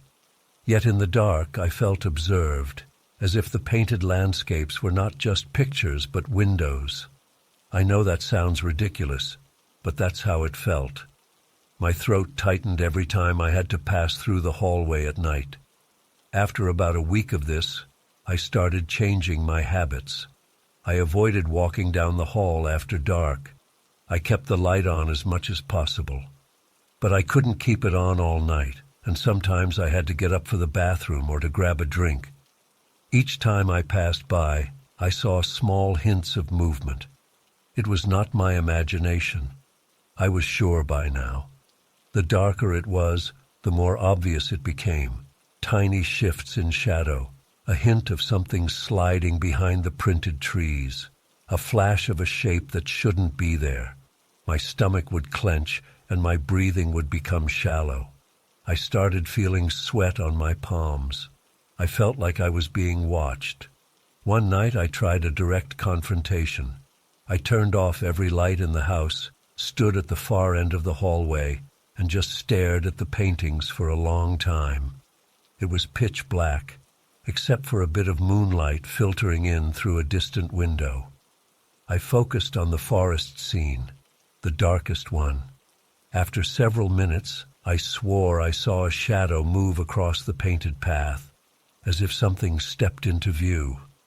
My heart hammered. I fumbled for the hallway switch and flipped it on. The painting was still, just ink on paper, but I couldn't shake the feeling that I had seen something. From that point on, I felt a persistent unease in the hallway. Even during the day, the paintings bothered me. I noticed the temperature drop whenever I stood too close to them, as if the wall behind them was colder than the rest of the house. I checked the insulation, the heating vents. Nothing explained the chill in that spot. I tried rearranging the paintings, putting them in a different order. The result was the same. In darkness, they seemed to hint at subtle movements and shapes within their scenes. I wondered if I should take them down entirely, but I hesitated. Maybe I was just stressed. Maybe I should wait until after Christmas. As the month wore on, I slept poorly. I dreamed of the paintings at night. I dreamed that I saw figures moving behind the painted trees, silent and slow, watching me from within the prints. I woke up with my heart racing, covered in sweat. I tried to dismiss these dreams, but the feeling lingered. On the night before Christmas, I decided enough was enough. I had tried ignoring it, rationalizing it, changing the lighting. Nothing worked. My anxiety was growing. I waited until morning, when sunlight filled the house. Then I took the paintings down. I removed all 4 of them from the hallway walls. I carried them up to the attic. The attic was dusty and cold, but I had some cardboard boxes there. I placed each painting inside a box, separated by old newspapers. I sealed the boxes with tape and pushed them into a corner. My hands shook slightly as I worked, and I kept glancing at the prints, half expecting them to twitch. They never did. In bright light, they were harmless, just still images. With the paintings gone, the hallway looked bare, white walls and no decorations. But I felt a sense of relief. I walked through the hall after dark that evening, just to test it. No strange sensations, no subtle movements, no shifting shadows. It was normal darkness, quiet and empty. I took a deep breath and felt tension leave my shoulders. I was glad I had removed them. Maybe I'd sell them later or just leave them in the attic forever. I didn't care. I just wanted my home to feel normal again. Christmas morning arrived. I woke up feeling calmer.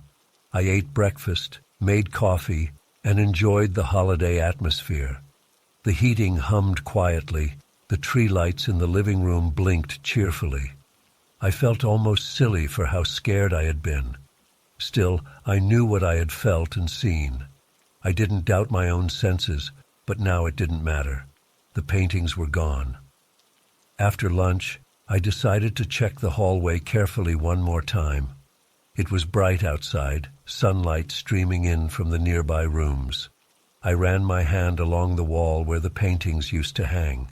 The wall felt normal in most places, but where the paintings had been, it felt slightly cooler to the touch. Not freezing, just a subtle difference. I couldn't explain it, but I didn't want to think too hard about it. I knew I had done the right thing removing them. As I stood there, I thought I heard a very faint rustle, like paper shifting in a box. I froze. The sound seemed to come from above, maybe the attic. I listened closely. The house was mostly quiet, just the heater and some distant traffic outside. No more rustling, maybe just the attic settling. I decided not to investigate. I had no desire to go back up there and look at those paintings again. Over the next few days, everything remained calm and normal. I slept better, and I avoided thinking about the paintings. I left the hallway walls empty. The temperature in the hallway seemed stable now. I could walk through it at any hour without feeling tense. No more glimpses of movement, no more subtle changes in the shadows. Just a plain, dark hallway at night, nothing else. I never put those paintings back up. They stayed in the attic. Eventually, I moved out of that house for unrelated reasons, and I left the paintings behind. I never told anyone about the strange things I saw. What would I say? That the shadows in those winter prints moved when the lights were off? That's not something that sounds believable. Yet I know what I saw. I know the feeling that gripped me every time I walked by in the dark. I know how the temperature dropped and how my heart raced. I still remember them clearly. 4 simple winter landscapes that seemed to shift and stir when no one watched. I still feel a tightness in my chest when I think about that. But it's over now. I got rid of them, and the silence in my new home feels comforting. No strange movements in the dark, no shifting shadows on the walls. I keep my decorations simple now. No framed prints of distant winter scenes, just plain walls and light where I can see it. That's how I feel safe. I can't explain what happened, and I don't try to. It's in the past. I moved on, but I'll never forget standing in that hallway, squinting in the darkness, sure that something inside those painted scenes was alive and aware of me. I'll never hang anything like that again. Just remembering it makes my skin crawl. Now, I prefer empty walls and steady light. It's easier to sleep that way.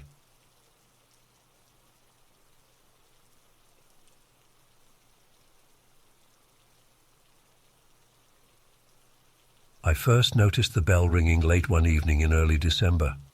It was a small metal bell hanging from the kitchen door, something I had placed there last summer to alert me when someone entered. It was a simple thing, just a tiny brass bell attached to a thin strip of leather. When the door opened, it chimed softly. I liked the sound. It was comforting. It reminded me of old shops I visited as a kid. But that night, I was alone in the house, sitting in the living room with the TV on low volume. The heater hummed in the background. The kitchen was dark except for the weak glow from the nightlight near the sink. I was about to go to bed when I heard the bell ring. Just a single, clear chime. I looked up, expecting to see the door swinging open or a breeze pushing against it. But the door was closed. No one was there. I got up slowly, my legs feeling a bit tense. I walked into the kitchen, turned on the overhead light, and checked the door. It was locked. I pulled on it to be sure. The bell swayed a bit as I moved the door, producing a faint jingle. Nothing seemed off. Maybe I had imagined the sound. I turned off the light and went back to the living room. I decided it was late and I needed sleep. The next night, around midnight, I was in bed reading a book. The rest of the house was dark and quiet. I had turned off the TV and lights before heading upstairs. Suddenly I heard the bell again. This time it rang twice, a bit louder. I sat up straight in bed, my heart beating faster. I listened carefully, holding my breath. No footsteps, no creaking floors, just silence after those two chimes. I got out of bed, pulled on a sweatshirt, and went downstairs, turning on the hallway light. The kitchen was empty and dark. The door remained closed and locked. I touched the bell lightly and it jingled softly. I opened the door and looked outside. The backyard was still, covered in light snow, no footprints, no wind. The air was cold and still. I closed and locked the door again. My fingers were cold. I rubbed my hands together and stood there for a minute, confused and nervous. Over the following nights, the bell rang more often. Always at night, always when I was alone and the house was quiet. Sometimes a single chime, sometimes several in a row. It never coincided with the door moving. I tested the door hinges, checked for drafts. The door was solid, the weather stripping in good shape. I tried leaving the kitchen light on, but it made no difference. The bell would still ring at irregular intervals. Each time I would jump a bit, my pulse speeding up. I considered removing the bell altogether, but I hesitated. It was just a small decoration, and I felt silly being afraid of it. Still, the unexplained ringing made me anxious. I started sleeping more lightly, waking at the slightest sound. More than once, I got up in the middle of the night, crept downstairs, and waited in the dark kitchen, watching the door. Nothing happened while I watched. As soon as I gave up and went back upstairs, I would hear a soft ring echo down the hall. It was like the bell waited until I left. I tried rational explanations. Maybe temperature changes were causing something in the doorframe to expand or contract, nudging the bell. I tried adjusting the leather strip to make it tighter. I cleaned the bell. I even tried hanging it on the other side of the door. It didn't matter. Late at night, when the house was silent and I felt on edge, it would ring again. Sometimes I'd hear it just as I drifted off to sleep, jerking me awake with a rush of adrenaline.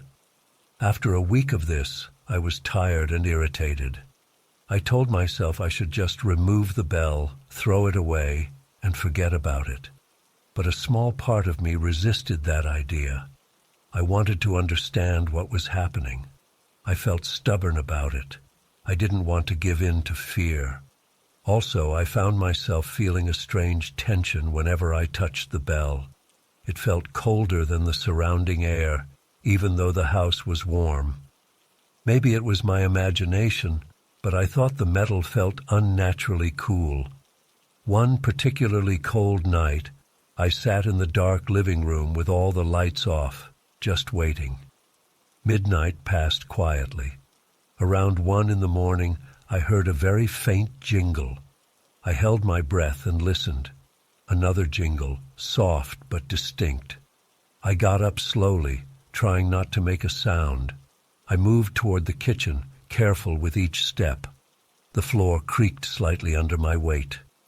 I paused, then continued. When I reached the kitchen doorway, I stood still, peering in. The kitchen was dimly lit by the moonlight coming through the window over the sink. The bell on the door glinted faintly. I watched it, looking for any movement. It hung still. I leaned forward and listened. Nothing.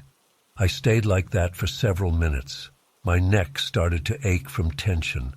I considered turning on the light, but I was afraid that might stop whatever was happening, leaving me with no answers. Just as I decided to give up and go back to bed, the bell rang again, a quick double chime. I jumped, swallowing a gasp. The bell had moved slightly, as if tapped by an invisible finger. I flicked on the light instantly, stepping into the kitchen. The bell swayed gently, then settled. I examined the door closely. No cracks, no gaps. I opened it and looked outside again. Nothing. I was sweating despite the cold air. My heart pounded. I locked up and turned off the light, returning to the living room sofa and sitting down heavily. For the rest of that night, I dozed off in the living room. The bell rang a few more times, short bursts of sound that made my stomach clench. By morning, I was exhausted and frustrated. I decided enough was enough. I went to the door, unhooked the bell, and held it in my hand. It felt cold and smooth, just a normal little bell. I put it in a drawer next to some old utensils. I shut the drawer, feeling relieved. No bell, no problem. That night, I slept better, at least for a few hours. But around 3 in the morning, I woke up to a familiar sound. The bell rang twice. I sat up in bed, confusion flooding my mind. The bell was in a drawer, not on the door. How could I hear it? I rushed downstairs, turned on the kitchen light, and opened the drawer. The bell was lying there, motionless. I picked it up, feeling a chill run down my spine. I put the bell in a plastic bag and sealed it. Then I placed it in a box in the storage room under a pile of old clothes. I tried to forget about it. But the next night, the sound returned. A single chime, right around midnight. This time, I felt a wave of fear wash over me. I realized it might not be the bell itself. Maybe I had never really heard it ring from the door in the first place. Maybe something else was making that sound. But what? I considered the possibility of a prank. Could someone be outside my house at night, making that sound to scare me? I checked all the doors and windows. Everything was locked, no footprints outside except my own from earlier in the week. I thought about calling the police, but what would I say? That I hear a bell ringing inside my locked home with no bell present. It sounded insane. I stayed up late, searching the internet for stories of similar experiences. I found nothing useful, just superstitions and nonsense I didn't believe. I paced the living room, feeling my nerves fray. I drank a cup of tea, trying to calm down. Around 2 in the morning, I heard the bell again. 3 short rings. I rushed to the kitchen, flicking on lights as I went. Nothing. I opened every drawer, every cabinet. The bell was still locked in a box in the storage room. I even checked that box again. Still there, wrapped in cloth now, just to be safe. Cold and silent. Yet I kept hearing it at night, always in December, always in the early hours. Sometimes one chime, sometimes several. It never followed a pattern I could predict. It never led me to anything. I just knew that each night, as the world outside fell silent and snow blanketed the yard, I would hear that faint ringing. It reminded me of distant sleigh bells, but quieter and somehow more personal. The sound came from nowhere I could pinpoint. It made my skin crawl. As the month went on, I grew tense and jumpy. I hardly slept. I sat in the living room with all the lights on, trying to wait it out. The bell would ring anyway, mocking my efforts. Some nights it would ring many times, other nights just once or twice. I began to feel powerless. I started to sweat at the slightest sound. My hands shook when I picked up my phone to check the time. I couldn't relax. The worst part was that by the end of December, as Christmas approached, the bell seemed to grow quieter but more frequent. Little bursts of sound throughout the night. I could imagine it swinging gently, but I had no proof of anything. The bell I owned was locked away and never moved. Yet I heard it. I heard it so clearly. A crisp, metallic chime that cut through the silence, making my heart race. On Christmas Eve, I stayed awake all night. I didn't want to miss a single sound. I sat at the kitchen table, a flashlight in my hand, just waiting. Around midnight, the bell started ringing every few minutes, just single chimes. I paced the floor, checking every corner. At one point, I turned off all the lights and stood in the dark. The bell rang again, closer this time. I felt a surge of panic and turned the lights on quickly. Nothing there. Just my own reflection in the window, looking tired and scared. Finally, around 3 a.m, the bell rang one last time. A long, clear chime that hung in the air for what felt like ages. I waited for another ring, but it never came. I spent the next hour expecting it, heart hammering. But silence filled the house. I sat down heavily, rubbing my eyes. My body ached from tension. On Christmas morning, the silence continued. No bell all day. I waited until nightfall. Still nothing. The nights after Christmas were quiet. I tried to relax, but the memory lingered. The bell had tormented me for weeks, and now it just stopped. I considered removing the bell from the box and throwing it away, but I didn't. I left it there, sealed in a box in the storage room. I couldn't bring myself to touch it again. In the months after, I never heard it again. Life returned to normal, but I never forgot the feeling of sitting alone in that house at night, waiting for the sound of a tiny bell that made no sense. My shoulders still tense when I think about it. I still lock the kitchen door carefully every night, as if that could keep the sound out. I never rehung the bell, never used it as a door alert again. It's still in storage, untouched. I have no explanation. I can only say what happened. The bell rang at night in December, always when I was alone, always in the quiet hours. It stopped after Christmas. I don't know why. I don't know what caused it. I only know how it felt to stand in that kitchen, heart pounding, listening to a sound that shouldn't exist. It left me uneasy and tired, grateful for silence, and wary of small bells in empty rooms.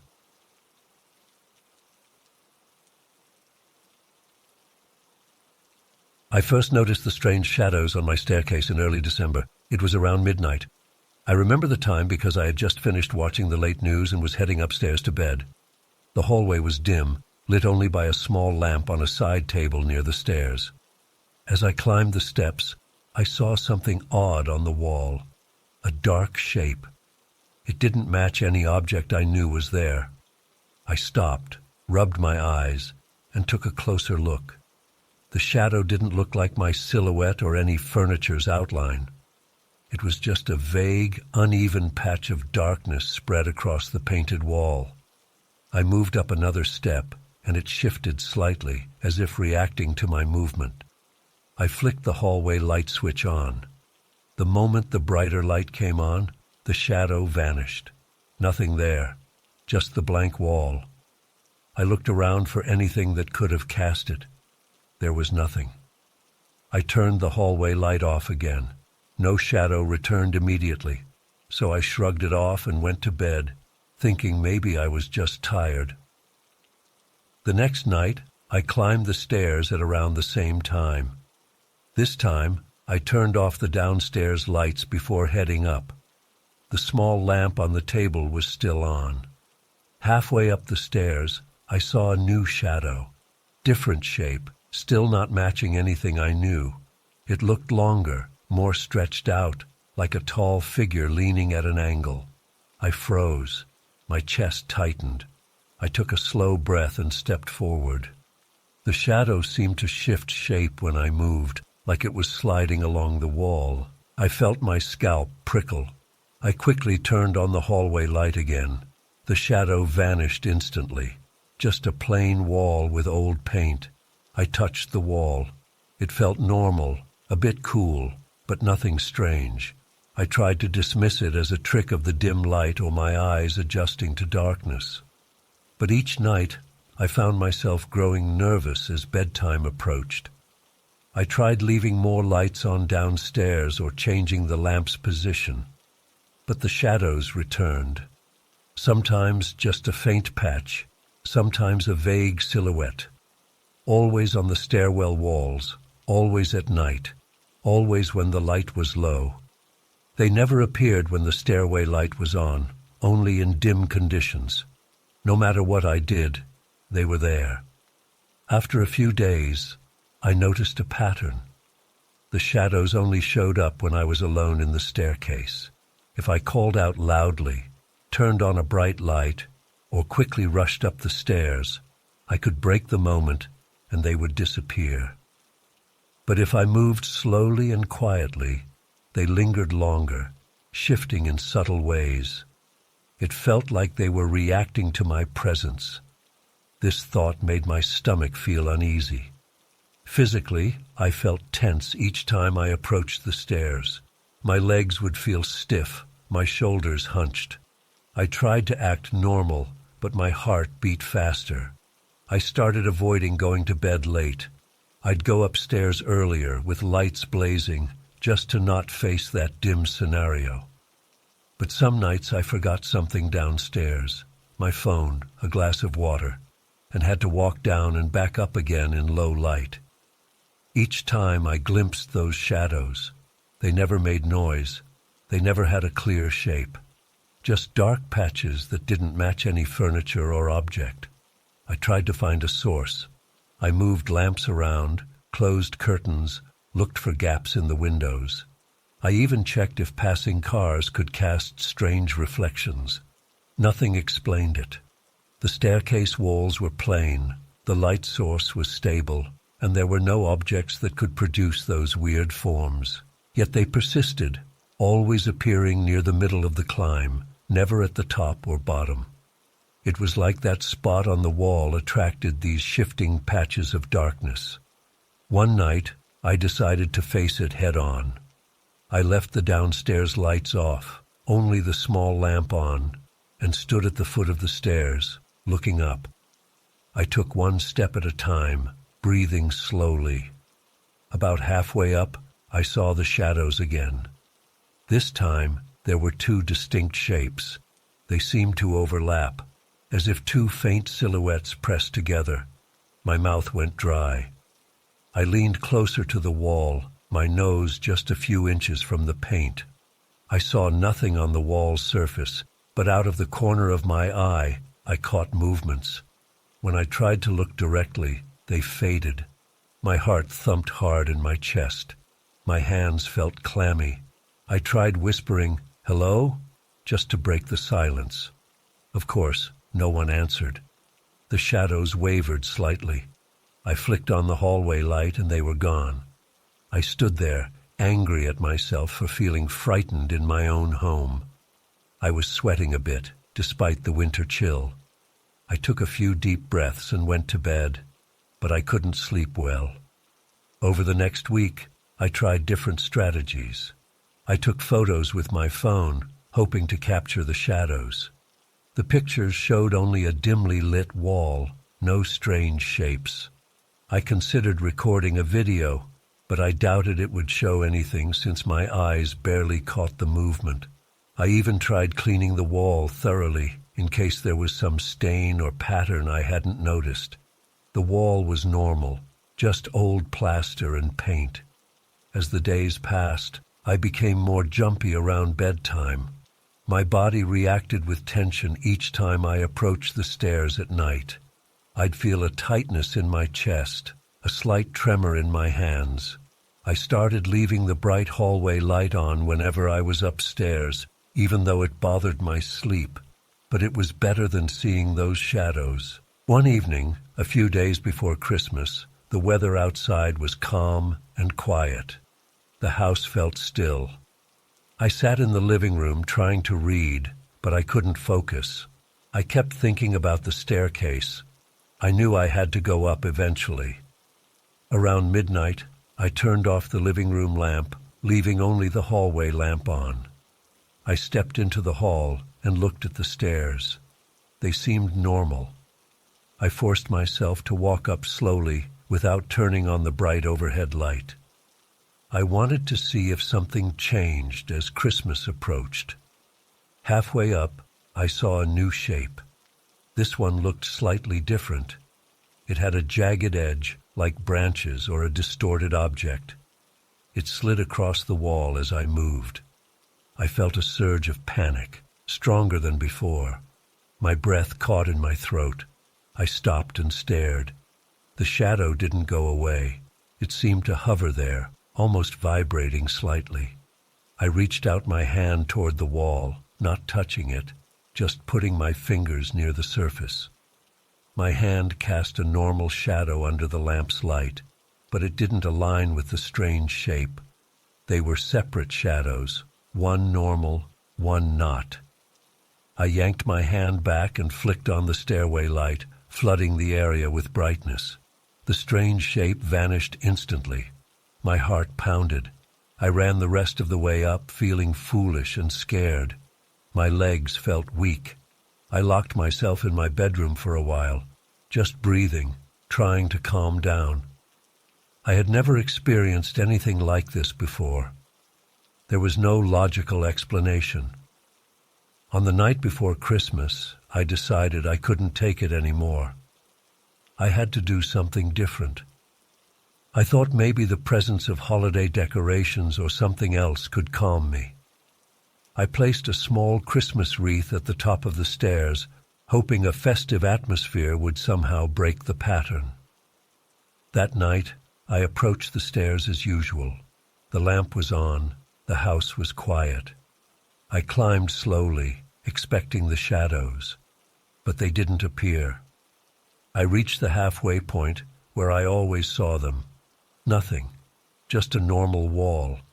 I felt a wave of relief. Maybe I was just imagining it all and now my nerves had settled. I went to bed with a lighter feeling. For the first time in weeks, I slept better. On Christmas morning, I woke up early. The house felt peaceful. Bright winter light came through the windows. I checked the stairwell in daylight.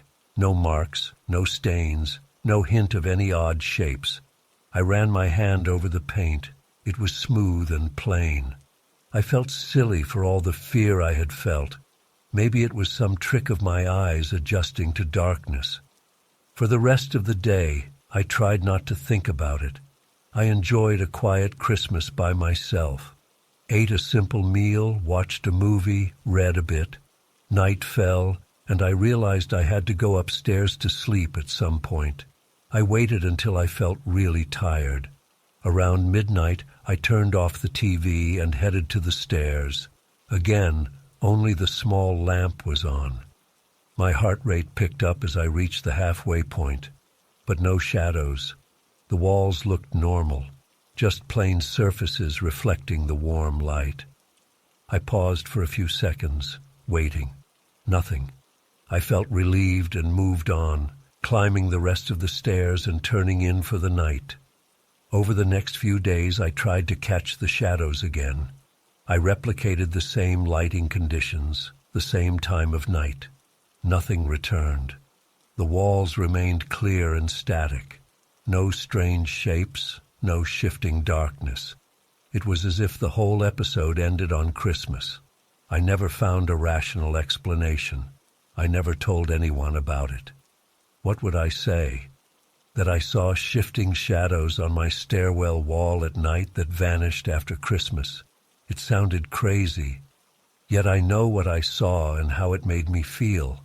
The tension, the prickling on my skin, the racing heart. It was real to me at that time. Eventually, I stopped worrying about it. Days turned into weeks, and I had no more encounters with odd shadows. I left the wreath up a bit longer than normal, just in case. When I finally took it down, everything remained calm. No returning shapes in the darkness. I still think about it sometimes. Climbing the stairs late at night, I'll hesitate at the halfway point, remembering the strange shadows. But now it's just a memory. The walls look normal, and my fear has faded. I'm just glad it ended. I don't need an explanation. I just need to sleep peacefully without expecting some silent shape to appear on my wall. In the end, I guess some things happen without a clear reason. The shadows came and went. Maybe it was a temporary quirk of my vision or lighting conditions. Maybe something else was at play, something I can't understand. Either way, it's over now. The staircase is quiet and safe again, and I'm grateful for that.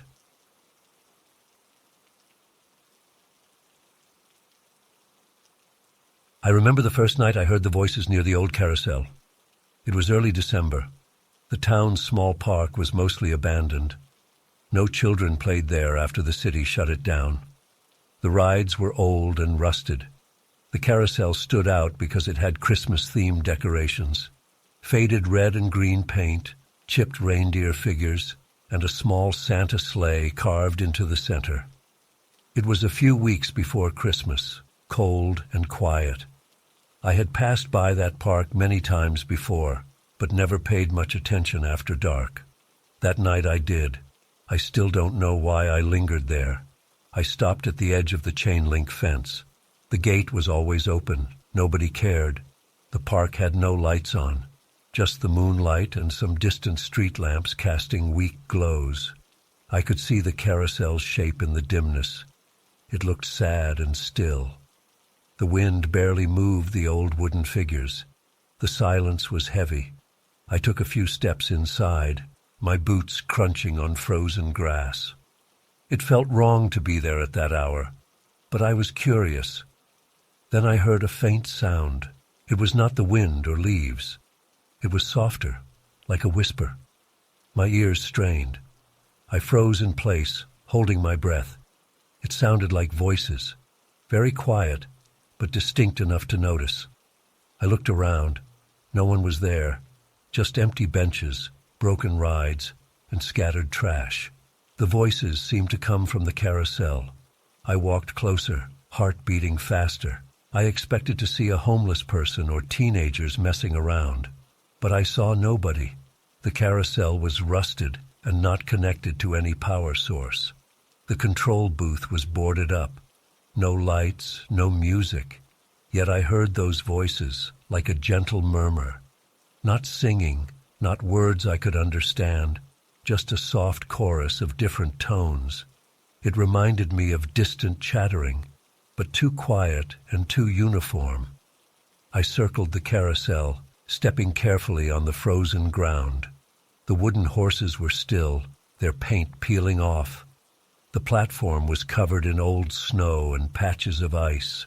No footprints, no sign of recent visitors. I leaned in closer, almost touching the iron railing around the carousel. The voices remained. I tried to pick out a single word or phrase, but it was just a jumble of soft sounds. My chest felt tight. My skin prickled. I felt cold sweat on my back despite the freezing temperature. I whispered, "Hello?" No response, just the same murmuring. I felt stupid talking to an empty ride, but I didn't know what else to do. I stood there maybe 10 minutes listening. The voices never got louder or quieter, never stopped. They just drifted on, like a low hum of distant conversation. Eventually, I backed away, feeling uneasy. I left the park and went home, trying to calm myself. I told no one. What would I say? That an abandoned carousel whispered at me? It sounded absurd. The next night, I couldn't resist going back. I reached the park around the same time, late evening. This time I approached quietly, trying not to make noise. The air was colder. My breath showed in white puffs. I strained to hear from a distance. At first, silence. Then, as I drew nearer, the whispers returned. Exactly the same tone, the same soft murmur. I circled the carousel again. No sign of anyone. I dared not step onto the platform, afraid I might slip or break something. Besides, the sound made me too nervous. I remember feeling my heart thudding harder as I inched closer to the wooden horses. I wanted to see if maybe a speaker was hidden somewhere, or if there was a hole in the ground. But nothing. Just old wood, rusted metal, chipped paint, and that weird sound. I tried tapping the railing. No change. I said hello, again, louder this time. The whispers continued, unchanged, not reacting to me at all. After standing there for a while, I left again, unsettled. I slept poorly that night, dreaming of quiet voices in the dark. Over the following nights I returned several times. The pattern never changed. Always around midnight, always the same faint chorus of soft voices. They never formed words, never paused, never got louder when I approached. If I moved back a few meters, I could barely hear them. Closer, and they became distinct but still unintelligible. It sounded like multiple voices overlapping, male and female, old and young, all mixed into a continuous murmur. I considered bringing someone else, a friend, just to confirm I wasn't crazy. But I hesitated. I didn't want people to think I was imagining things. Also, I felt a strange reluctance to share this experience, like it was something personal, something I had stumbled upon and couldn't quite explain. One particularly cold night, I brought a flashlight. I shone it on the carousel, checking every inch I could see. I found nothing unusual, no hidden speakers, no wires, no signs of life. The horses looked creepy in the beam of the flashlight, their eyes chipped, their hooves cracked. The central column had images of Christmas decorations, but all faded and peeling. The sleigh at the center had broken rails and missing paint. Everything was silent to the eyes, but the ears told a different story. I tried covering my ears to see if the sound was external. With my ears covered, I heard nothing. With them uncovered, the murmuring returned. So it was definitely a sound, not in my head. The ground was frozen solid, so no underground ventilation or animals making noise. I stood there shivering, my toes numb, my throat dry. I couldn't explain it. Part of me wanted to run home and never return. Another part wanted to figure out the truth. As Christmas approached, I noticed a subtle change. On the night before Christmas Eve, the voices sounded slightly closer, a tiny bit clearer, but still no actual words. I leaned in, gripping the railing, trying to catch a phrase. Nothing. Just hushed tones, like people singing wordless tunes or whispering stories I couldn't understand. I felt a lump in my throat. My eyes watered from the cold. I realized my hands were shaking. I couldn't stand there anymore. I backed away, almost slipping on ice, and hurried home, my heart pounding. On Christmas Eve itself, I stayed home longer, had a warm dinner, tried to distract myself. But I felt drawn to the park. Around midnight, I put on my coat and gloves and headed out. The streets were empty. The snow-covered sidewalk reflected a bit of moonlight. I reached the park and stepped inside, walking directly to the carousel without hesitation. My breath was shaky. I expected the voices as usual, but this time there was silence, deep, penetrating silence. I reached the carousel and stood there, listening carefully. Not a sound, No murmur, no whispers, nothing. The wood and metal looked the same, still and lifeless. I circled the carousel twice, waiting, straining my ears, only the faint rustle of my coat and the crunch of snow under my boots. The absence of that whispering made my skin crawl more than the sound itself. I realized I had grown accustomed to it. Now that it was gone, something felt even more off. I stood there for maybe half an hour, expecting it to start again. But the silence held firm. I felt a strange tension in my chest, like I was waiting for something bad to happen. But nothing did. Just quiet, cold air, and my own breathing. I tapped the railing, called out, "Hello?" one last time, and heard only my echo. I went home, confused and uneasy. I slept poorly again, tossing and turning. In the morning, Christmas Day, the world felt normal and cheerful outside. Families gathering, lights twinkling, people smiling. I felt none of that cheer. I kept thinking about the voices that had vanished. I had no proof they ever existed. I hadn't recorded them. I hadn't told anyone. But I knew what I had heard, night after night, leading up to Christmas. In the days after Christmas, I avoided the park. I didn't want to face that emptiness again. I also feared maybe I would find the voices back, and I wasn't sure which possibility scared me more. Eventually, curiosity won. A few nights later, I went back to the park. The carousel looked the same. The night was quiet. I listened carefully, holding my breath. Silence. Not a single whisper. I approached the carousel boldly now. I climbed onto the platform, stepping carefully on old boards that creaked under my weight. I touched the wooden horses. Splinters caught on my gloves. I stood near the sleigh, ran my hand over the peeling paint. Nothing unusual, just an old broken ride. I whispered, "I know you were here," feeling foolish. Only silence responded. I checked the control booth, though I had to be careful not to cut myself on the rusty nails. It was empty, dusty, filled with old scraps of paper and moldy smells. No electronics that could have caused the sound. I left the booth and stood next to the carousel, my mind racing. I had no answers. The voices appeared in December nights, then vanished after Christmas Eve. Now there was only silence and my own doubts. Over time, I learned to live with the mystery.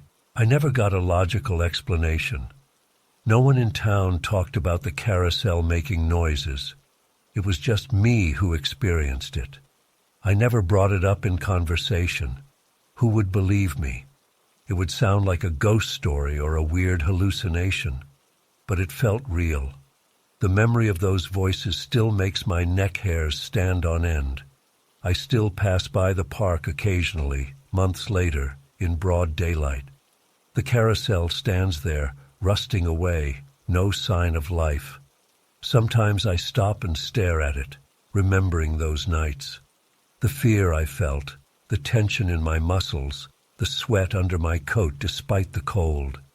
I remember the gentle murmuring, so quiet that I had to strain to hear it. I remember the panic in my chest, the confusion in my mind. Now everything is quiet and normal, as if nothing happened. The silence feels almost mocking, as if the carousel itself is daring me to doubt my own memories. But I know what I heard. I know how I felt in those moments. Something was there, whispering, humming softly in that abandoned ride, for reasons I can't explain. I never touched the carousel while I heard the voices. I never dared. After they disappeared, I touched it all I wanted and found nothing. Sometimes I wonder if I should have touched it while the voices were present. Maybe I would have discovered something. But the thought of that still makes me shiver. I'm not sure I could have handled it. In the end, I'm left with a story I can't share. Just a personal experience that rattled my nerves and left me unsure of what's real. Maybe it was some strange acoustic phenomenon, or maybe just my mind playing tricks in the quiet winter nights. But the consistency of it, night after night, and then the abrupt silence on Christmas Eve, is too odd to ignore. I choose not to dwell on it too much. I can live without knowing, but I'll never forget those nights by the old carousel, leaning in to hear faint voices that no one else seemed to notice, and the heavy silence that followed on that final night. It taught me that not everything can be explained easily. Some things happen and then end, leaving only uneasy memories behind.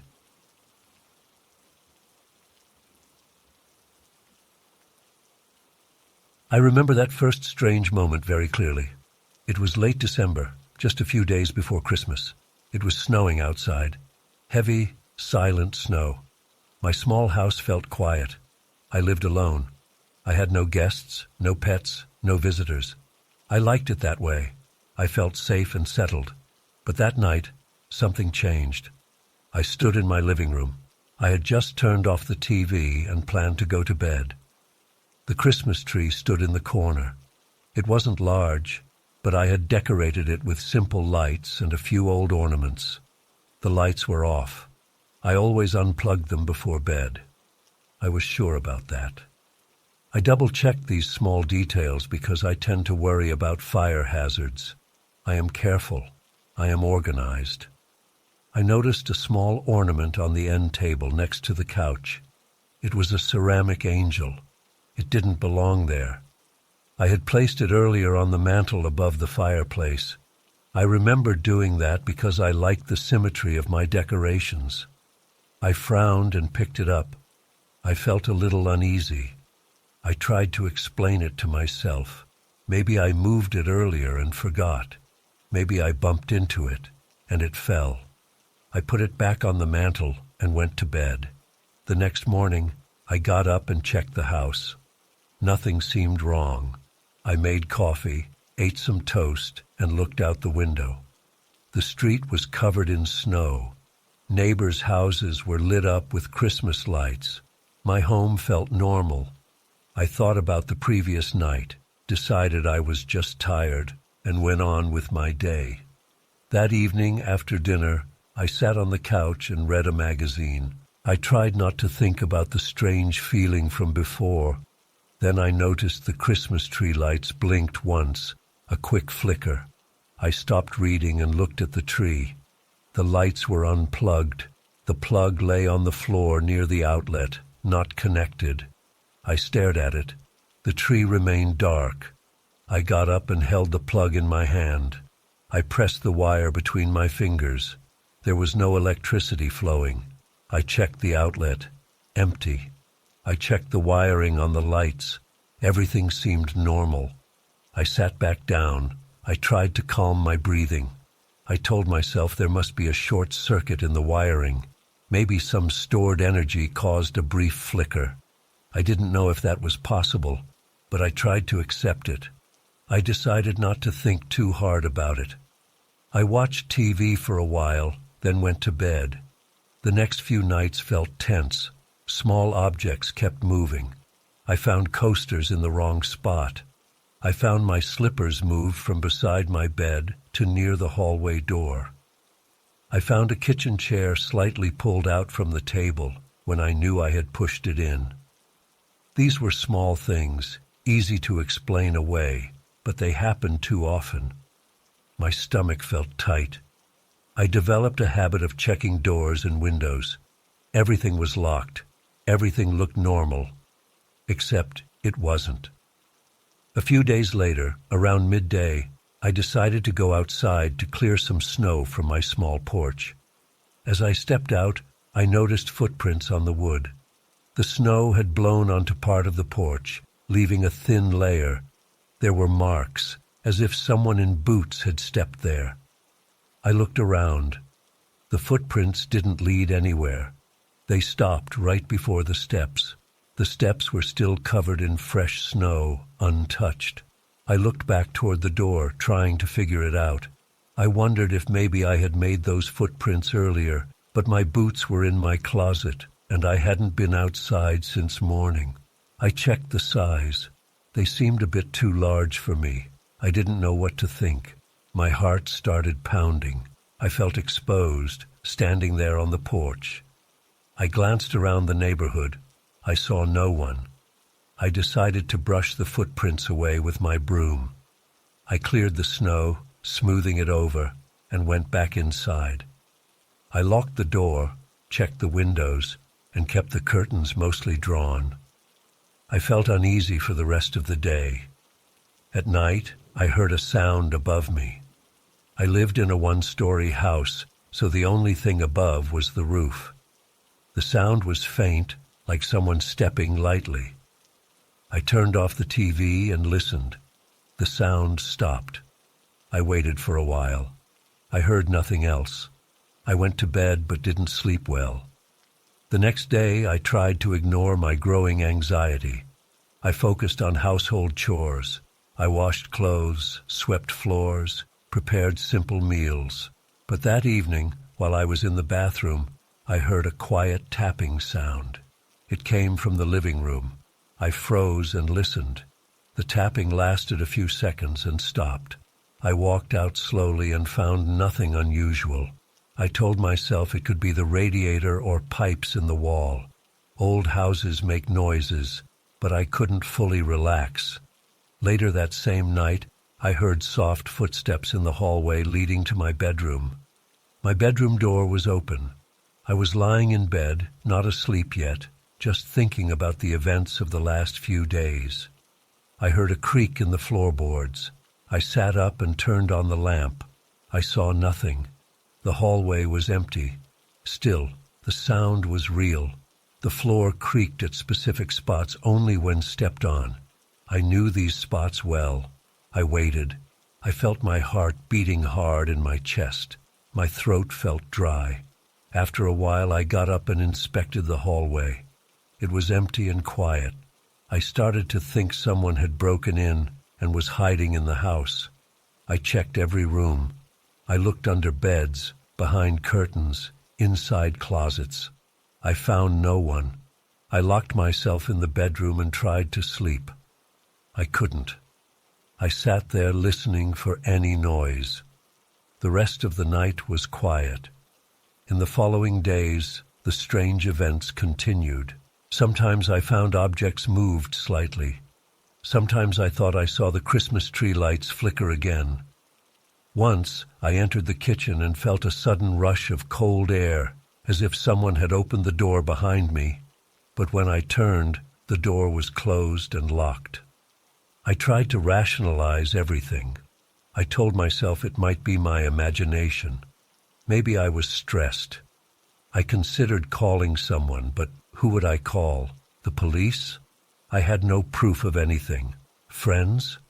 I didn't have many friends in town. I was new here. I tried to remain calm. A few nights before Christmas, the tension grew worse. I woke in the middle of the night to a whispering sound. I couldn't make out words. It was very faint, like someone breathing softly. I held my breath and listened. The sound faded after a few seconds. I couldn't be sure it wasn't just my own breathing or the wind outside. The weather was harsh, and the wind sometimes whistled. But this sounded closer, like it was inside the room. The next morning, I found a small pile of snow on the inside windowsill of my living room window. The window was closed and locked. There was no gap or crack. Yet, there it was, a tiny mound of snow melting slowly. I touched it. It was cold and wet. I looked carefully at the window. It seemed intact. I wiped the snow away and tried not to think too hard about it. As Christmas Eve approached, I felt on edge all the time.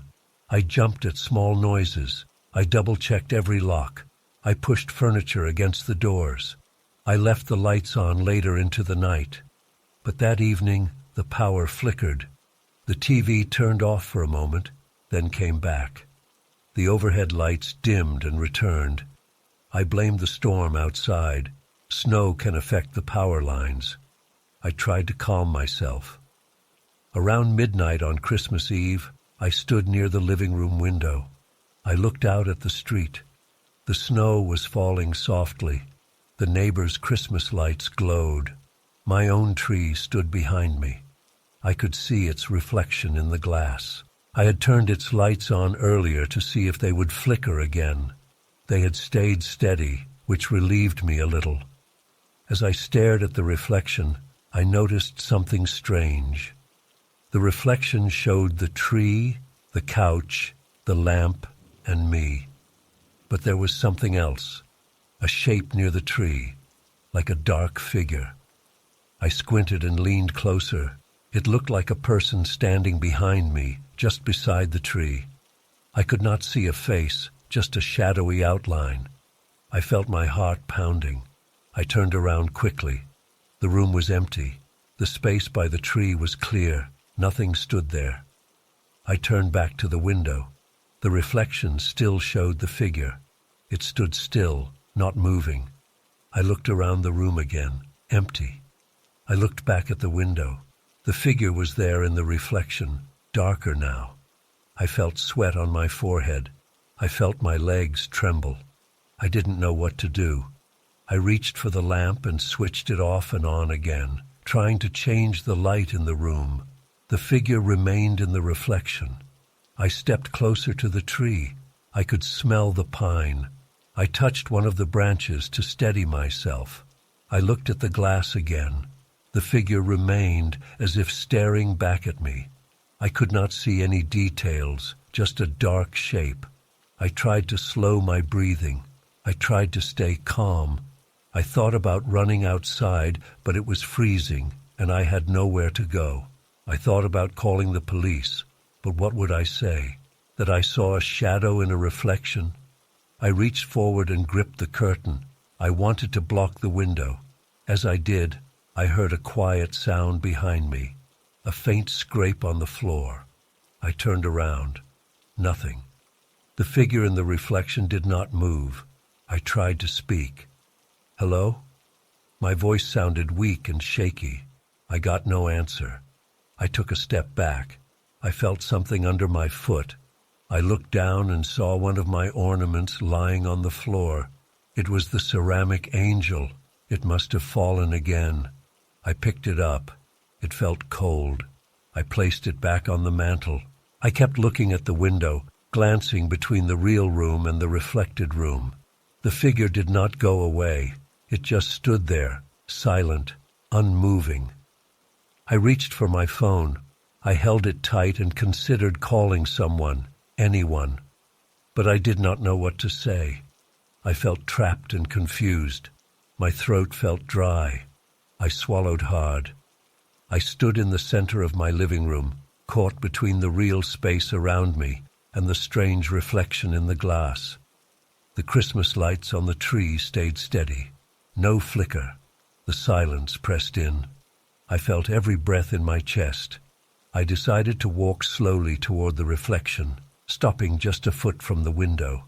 I stared straight ahead. I saw myself, my tree, my furniture. I saw that dark shape. It stood behind me in the reflection, even though I could see with my own eyes that the space behind me was empty. I could smell my own sweat, feel my heart beating. I reached out and touched the glass. It was cold against my fingertips. The figure remained. I moved my head slightly to see if it would change. It didn't. I tried stepping aside. The figure stayed in place, as if independent of my position. It was always in the same spot relative to the tree, not relative to me. I realized it wasn't just standing behind me. It was standing in the same room, but only in the reflection. That made no sense. I tried blinking. I tried looking away and looking back. It stayed there. I felt my legs shaking. My hands felt numb. I had no plan. I only knew I was terrified. I could feel a heavy pressure in my chest, as if I couldn't breathe right. I looked behind me one more time, slowly, scanning the floor, the walls, the ceiling. Nothing. Empty space. But in the window, the figure remained. I backed away from the glass. I moved toward the hallway, keeping my eyes on the window. The figure didn't follow my movement. It just stood there. Finally, I turned and ran into my bedroom. I shut the door and locked it. I leaned against the door, my heart racing. I felt trapped in my own home. I listened carefully. The house was silent. No footsteps, no whispers. I stayed in my bedroom for a long time, maybe hours. I sat on the bed, holding my phone, checking the time, considering what to do. Outside, the snow kept falling. The lights from neighboring houses glowed faintly through the curtains. Inside, my house felt still and cold. After some time, I decided I had to see if the figure was gone. I couldn't just hide forever. I opened my bedroom door and walked slowly to the living room. I kept the hallway light on. When I reached the window, I looked at the glass again. The reflection showed my living room as before. The Christmas tree stood quietly, lights off now because I had unplugged them before running away. My figure in the reflection looked tired and pale, but I did not see the dark shape anymore. It was gone. I stood there, confused and tense. I checked the mantel. The ceramic angel was still in place. The door was locked. The floor was silent. Everything seemed normal again, but I knew it wasn't. I had no explanation. I only knew something had been here, something I couldn't see except in the reflection. I didn't sleep that night. I sat in a chair by the living room, watching the window, watching the room, waiting for something to happen again. Nothing did, but the feeling of being watched never left me. Even now, I don't know what it was. I only know that I saw it, that it stood right there, that it didn't vanish when I looked away, and that it never made a sound. That was my Christmas Eve. I never forgot it. I never felt safe in that house again, and I never looked at that window the same way.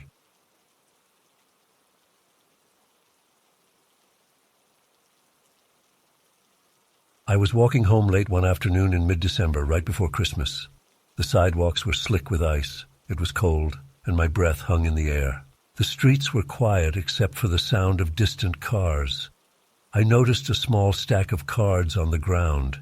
They looked like Christmas cards, wrapped together with a thin rubber band. I bent down and picked them up. They felt damp and cold against my fingers.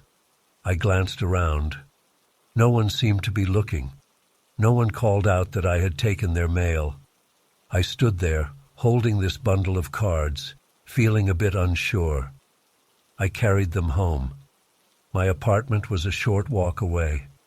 I live alone, in a small place on the second floor of a 3-story building. It's a quiet neighborhood. People keep to themselves. I was tired from work and just wanted to relax. I dropped my coat on a chair and set the cards on my kitchen table. I switched on a lamp. The cards looked ordinary. Some had bright pictures of Christmas trees or Santa's sleigh. Each had names and addresses written in pen. I flipped through them. They were addressed to different families on my street. Names I recognized but didn't know well. I felt curious. Why were these cards left on the sidewalk? Maybe they fell out of a mail carrier's bag. Maybe someone dropped them by accident. Then I saw one card with my own name on it. It was my full name, spelled correctly. The handwriting looked neat but unfamiliar. My heart did a small jump. I didn't expect that. I had no reason to receive a Christmas card in a bundle meant for other families. I opened it. Inside there was a short message. It mentioned something from my childhood, a secret I had never told anyone. It involved an old event that I had almost forgotten. My throat tightened. I felt a chill on my neck. I read the message again. It said something like, "Remember what happened when you were 8? Remember what you hid?" I felt my stomach twist. I had told no one about that event. No one knew. I stood there, holding the card, my hand shaking a bit. I sat down and tried to calm myself. Maybe a friend was playing a prank. Maybe someone guessed. But the details were too exact. The handwriting didn't match anyone I knew. I tried to think logically. I decided it must be a coincidence or some weird joke. I tore the card in half and tossed it in the trash. I felt angry and embarrassed. I didn't want to think about old secrets. I didn't want that memory coming back. I threw the entire bundle of cards away, except for the ones addressed to neighbors. Those I left on my kitchen counter, planning to drop them in their mailboxes later.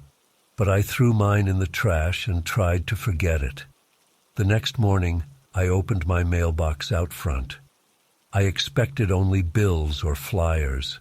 Instead, I found another Christmas card with my name on it. This time, it said something more personal. It referenced a detail from that old memory, something I hadn't even thought about in years. It wasn't a general hint. It was exact, specific. My skin crawled. I looked around, scanning the street. Nobody was there.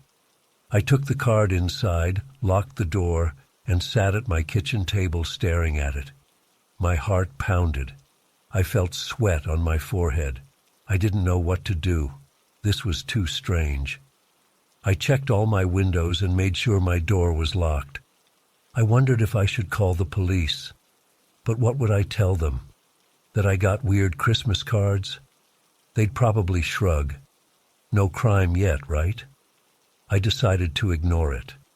Maybe if I didn't react, whoever was doing this would stop. I threw that card away, too. Then I put on a jacket and went to distribute the other cards I had found the day before to the appropriate mailboxes. I didn't want them in my apartment. They were not mine. While I was out, I tried to chat casually with a neighbor. I asked if they had received any strange cards. They said no, just normal holiday mail. I nodded and pretended nothing was wrong. That night, I tried to watch TV, but I couldn't focus. I kept thinking about that card. I barely slept. I woke up feeling tired and unsettled. The next morning, I found another card in my mailbox. The message inside spelled out more details. It mentioned a specific date, a detail of my room as a kid, the feeling of guilt I had back then. My chest felt tight. I looked around the street again, scanning windows, wondering if someone watched me. I heard my own breathing, harsh and nervous. I tore that card up too, but I couldn't throw it away immediately. I stared at those torn pieces in my hand, angry and scared. Then I flushed them down the toilet. I wanted no trace left. The cards kept coming. Every day another one showed up, always addressed to me by name, always with new details from my childhood secret. I tried to think of anyone who knew me back then, anyone who might have guessed what happened. But I had moved away after my childhood. The secret should have died with that time. I had never spoken of it. I never wrote it down. It was just a memory locked in my head. As days passed, my nerves got worse. Every morning, I stepped outside feeling tense. I checked the mailbox with shaking hands. Another card, always. Sometimes I tried to come home at different times to catch the person who delivered it. But they always appeared without me noticing. I stayed up late, watching from my window. No one came. Yet in the morning, the card was there. I started feeling sick. I lost my appetite. I felt a constant tightness in my chest. My head ached. I jumped at small noises. The quiet creak of the stairs in the building made me sweat. The hum of my refrigerator sounded too loud. I tried to focus on daily tasks, but I kept imagining someone creeping around, watching me. I wondered if they would come inside my home. I checked my door locks multiple times a day. I closed the curtains and turned on all the lights. I felt stupid and paranoid, but I couldn't help it. After several days of this, I decided to confront a few neighbors directly. I asked them if they noticed anyone strange in the neighborhood. They said no. I asked if they received any odd mail. They said no. One neighbor gave me a concerned look. I must have sounded off. I tried to sound casual, but I think my voice shook a bit. I thought about calling an old friend to talk about it, but I felt ashamed. I didn't want to explain the secret from my childhood. I didn't want anyone to know. The secret was something I had buried for a reason. The idea of someone exposing it made my stomach churn. I decided I had to handle this alone. The cards got bolder. One of them reminded me of a small item I had hidden under my bed as a kid, something I never told anyone about. I remembered the exact texture of that old carpet and the weight of that secret. My hands trembled as I read the card. Another time, the card mentioned my father's old coat and a tiny tear in its pocket, details no one else would know. I started to feel like whoever was sending these cards was inside my head. Maybe they had been there back then, watching me, without me noticing. I tried a new tactic. I waited until late at night and slipped outside. I checked if there were any cameras or something attached to my mailbox. Nothing. I looked for footprints in the snow. The snow was thin, but I saw no clear tracks. I examined the cards themselves. Cheap store-bought cards, no return address. The handwriting was always neat, black ink, no smudges. I tried comparing the handwriting to anything I had at home. I found nothing that matched. I stopped going out except for work. At work, I kept my head down and tried to focus. But even there, I couldn't concentrate. I thought about asking for time off, but I needed the paycheck. I never told anyone at work what was happening. I didn't want them to think I was crazy. A few days before Christmas, a card arrived with a note that said, "We are getting closer." That made my heart pound. Closer to what? Closer to revealing everything? Closer to confronting me in person? I felt nauseated. I had trouble breathing. I paced my apartment, unsure what to do. I decided I couldn't just keep quiet. I went to a local police station that afternoon. I brought a couple of the cards I hadn't destroyed. The officer at the desk seemed bored. I explained that someone was sending me these cards with personal details. He shrugged. He said I should just ignore them or file a report. He took my statement, but said there wasn't much they could do unless a crime was committed. Stalking by mail was hard to trace. He told me to be careful and lock my doors. I left feeling discouraged. That night, I slept with a chair against my front door. I kept a kitchen knife near my bed. I don't know what I planned to do with it, but I felt safer having it. Every small sound in the building made me jump. I sweat through my sheets. My stomach cramped. I barely slept. Christmas Eve arrived. I felt weak and tired. I checked my mailbox late in the morning. Another card. This one said, "Do you remember the basement?" My skin went cold. I remembered that basement from my old family home. I remembered what happened there. The details flooded back, making my mouth go dry. I tore the card to pieces right there on the sidewalk and stuffed the pieces in my jacket pocket. I spent the day inside, curtains drawn. I tried playing music to calm myself, but it just made me feel more on edge.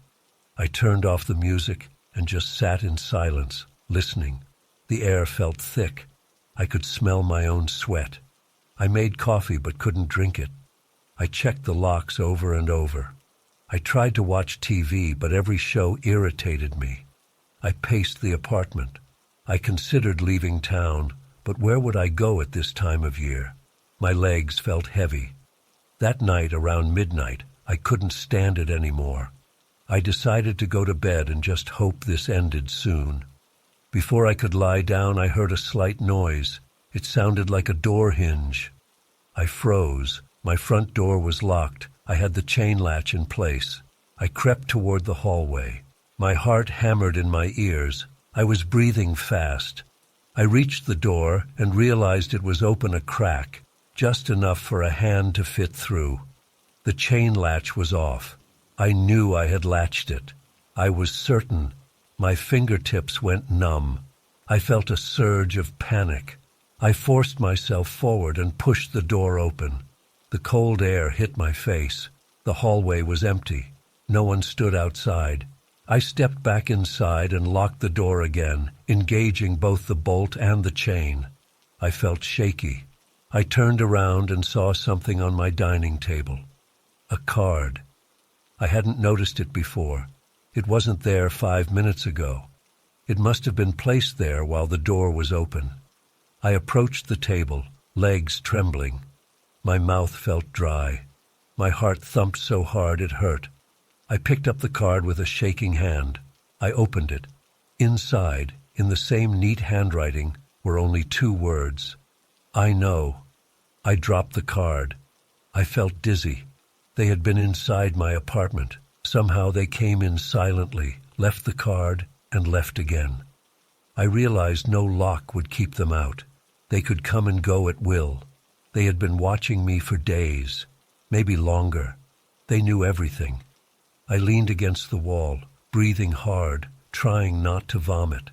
I ran to my bedroom, grabbed my jacket, and shoved my wallet in my pocket. I didn't know where I was going. I just knew I couldn't stay there. My mind was spinning. My head ached. I threw a few random clothes into a bag and rushed out the door, down the stairs, out into the freezing night. The street was silent except for distant car engines. No one was around. I stood there, trembling in the cold, unsure what to do next, but certain I couldn't go back inside. As I walked away, I kept looking over my shoulder. I expected to see someone following me. I expected to see a face in a window. But there was nothing, just dark windows and faint Christmas lights in the distance. I walked on, trying to find a safe place, not sure if I'd ever sleep again.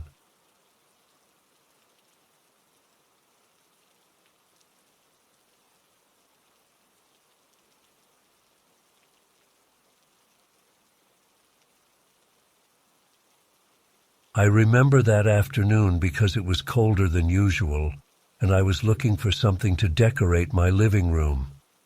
It was a few days before Christmas. The streets were busy, but I found a small shop on a side alley. Its front window had old ornaments, dusty tinsel, and a few antique clocks. The sign above the door said something like "Antique Treasures," written in fading red paint. I pushed the door open. A bell jingled. The shop smelled like old wood and musty fabric. I saw shelves filled with strange objects, porcelain dolls, old metal boxes, odd figurines, and various Christmas decorations. I had some time to spare, so I walked around slowly. The owner, an older man with gray hair and a wrinkled face, nodded at me but didn't speak. He stood behind the counter, dusting something with a rag. I ran my fingers over some old ornaments.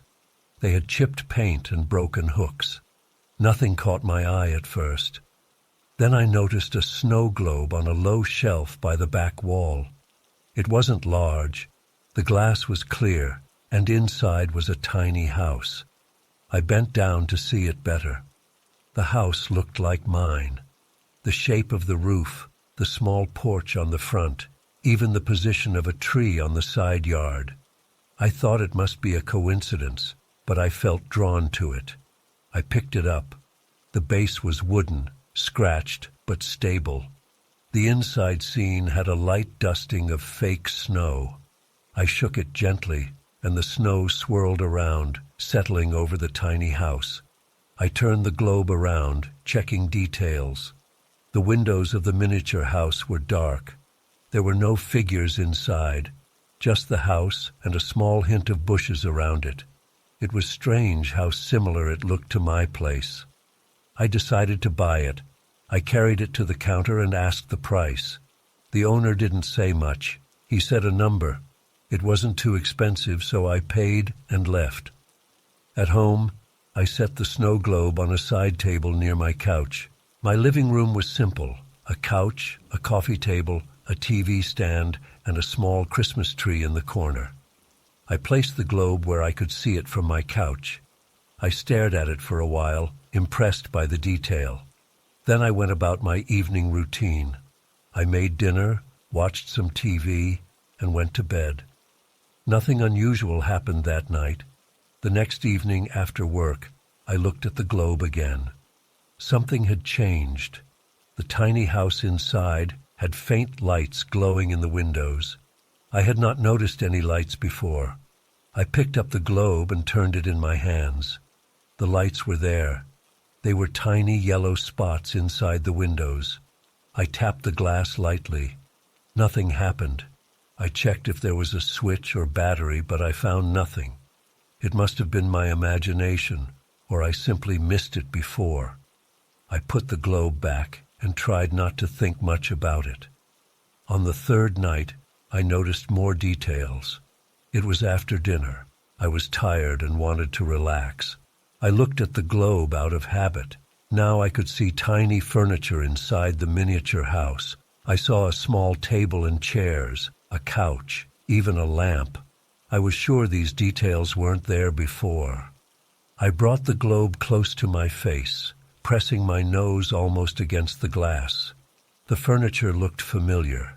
The table resembled mine, with the same shape. The couch looked like my couch. I felt a chill in my stomach. I knew it was too detailed to be a coincidence, but I told myself I must have missed these details on the first day. Maybe the dim light in my living room made them more visible now. I went to bed feeling uneasy. In the darkness, I thought about the globe. I tried to remember if the shop had other strange items. I remembered only random antiques. I thought about going back and asking the owner, but I felt silly. I decided to ignore it. Maybe it was just my imagination. The next evening, I noticed even more changes. This time, the arrangement of furniture inside the miniature house matched my living room exactly. There was a tiny TV stand, a tiny coffee table, even a small replica of the snow globe itself on the table. I stared at it for a long time, my heart beating faster.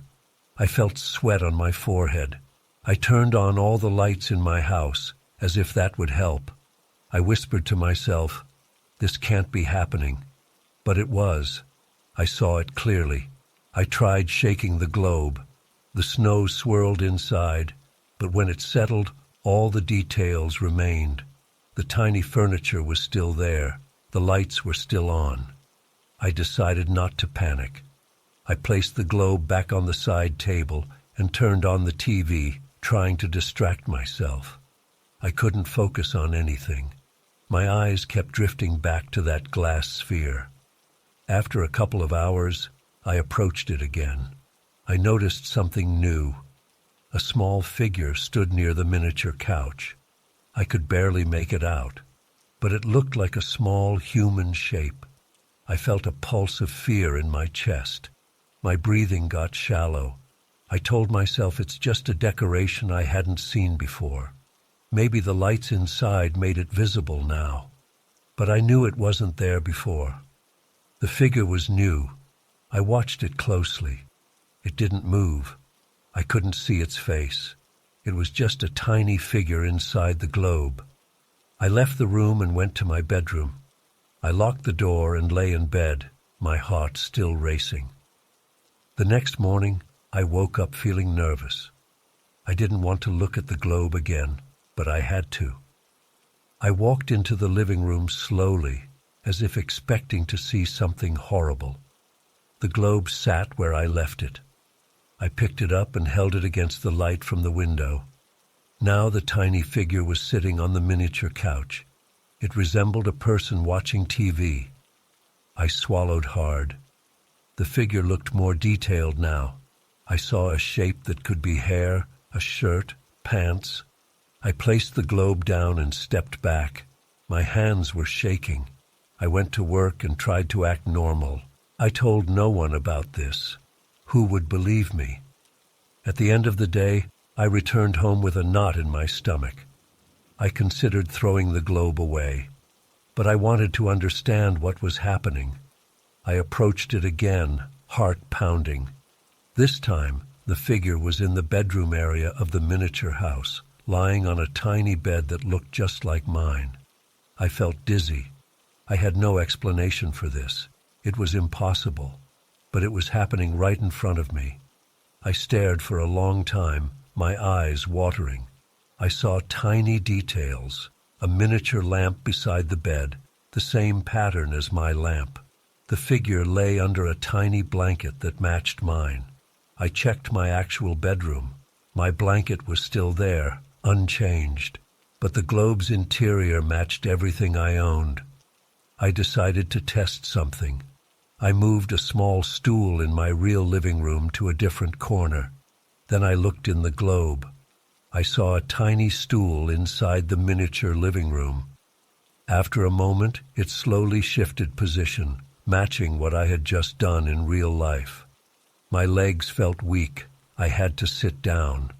I touched my face with cold hands, trying to stay calm. By the next evening, I was terrified to enter my own house, but I had nowhere else to go. When I got home, the living room felt silent and tense. The globe waited on the table. I approached it with dread. Inside, I saw the figure again. Now it had more detail. It looked like me. It wore clothes like mine. It had my hair cut. It was lying in bed, sleeping. I looked away, trying to steady my breathing. I heard my heart pounding in my ears. I thought about throwing the globe out the window. But what if it made things worse? I considered smashing it with a hammer. But fear held me back. I wanted to see if this would stop on its own. Maybe it was some sort of trick, some advanced device. But I found no hidden switches. The globe was sealed. I tried to pry the base open with a knife. No luck. It was solidly built. I felt trapped with this object. Night came. I tried to sleep, but I couldn't. I kept thinking about the tiny version of me inside the globe. I got out of bed at midnight and checked the globe again. Now the tiny version of me was no longer in the miniature house. The bed inside was empty. The furniture was still there, but no figure. I felt relief for a second, then fear again. Where did it go? I shook the globe, making the snow swirl.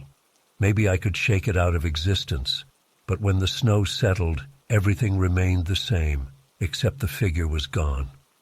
I placed the globe down and backed away. I decided to leave the room and sleep with my door locked again. I had no better plan. In the morning, I stepped into the living room, cautious and tense. The globe was still there. I picked it up and looked inside. It was empty, no figure inside.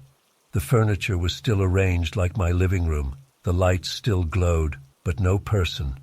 I checked carefully, even tilting it in different angles. No tiny human figure. I felt a slight relief, but it didn't last. That evening, as I sat on my couch, I heard a faint tapping sound. It seemed to come from somewhere in the room. I turned off the TV and listened. The sound was soft, irregular. I stood up and traced it to the table where the globe sat. The tapping seemed to come from inside the globe. I picked it up, pressing my ear against the glass. I heard a soft scratch, like something tiny moving inside. But when I looked, I saw nothing new. Just the house, the furniture, the snow. I put the globe down and stepped back. My hands felt clammy. I realized I was breathing too fast, so I tried to slow down. I decided to turn away from it and do something else. I went to the kitchen to make tea. I left the globe in the living room. A few minutes later, I returned. I felt a sudden shock. The globe was empty now. No house, no furniture, just a smooth, plain surface inside. The snow lay flat, no structure at all. It was as if someone had removed everything inside, leaving only the white base and clear glass. I picked it up, my heart pounding. Where did the house go? Where did the furniture go? I shook it. The snow danced inside but revealed nothing. I held it up to the light. Just empty space inside. I knew that was impossible. I had seen so many details before. I put the globe down and paced the room, thinking, this had to be a nightmare. I slapped my face, felt pain, knew I was awake. Then I noticed something else. On the other side of the room, near my bookshelf, I saw two small bright points, like tiny eyes reflecting light. I froze. The room was dim. The only light came from a lamp in the corner. I stepped closer, heart racing. I saw a small pair of eyes peering at me from behind a vase. I gasped and jerked back. I grabbed the lamp and shone it toward the bookshelf. Nothing was there, just my books and a vase. I turned back to the table. The globe still looked empty. I glanced around the living room again. My skin prickled. I checked behind the curtains, under the couch, inside the closet. Nothing. No one else in the house. My door was locked. My windows closed.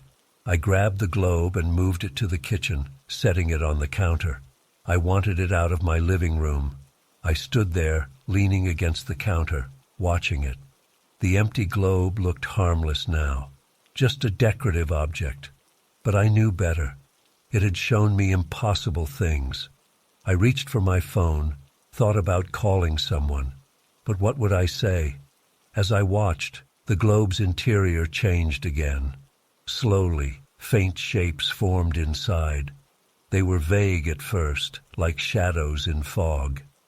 After a minute, I saw the outline of eyes inside the globe. Two small, dark shapes pressed against the glass from the inside, as if something inside was looking back at me. I heard a tiny scrape again. My breath caught in my throat. I felt my stomach churn. I didn't dare pick it up. I just stood there frozen, watching these eyes stare at me from inside. They didn't blink. They didn't move. I thought about running out of my apartment, but it was late, and I had nowhere to go. I looked away for a second, and when I looked back, the eyes were gone. The globe was empty again. I reached out with trembling hands and wrapped the globe in a towel. I shoved it into a drawer, hoping not to see it again. I spent that night in my bedroom, the door locked. I couldn't sleep well. I kept seeing those eyes in my mind. By morning, I decided I had to get rid of the globe. I took it out of the drawer. It looked normal now, just empty inside. I put it in a bag and left the apartment. I walked back to that alley where I found the shop. The alley looked the same, but the shop was gone. No sign, no door, just a brick wall. I stood there, confused and angry. With no other option, I carried the globe to a dumpster behind a nearby building. I shoved it in, covering it with trash. Then I walked away quickly, not looking back. My heart beat fast the entire way home. For the next few days, I waited for something else to happen. But nothing did. I never saw those eyes again. I never saw the miniature version of my home again.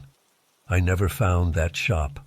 I tried to forget the whole thing and continue with my life. But I still remember the feeling of seeing my own house inside that globe, and the eyes that watched me from within. Even now, when I look at my living room, I sometimes pause, expecting to see something that shouldn't be there. But there's nothing. Just silence and the familiar furniture, exactly how it should be.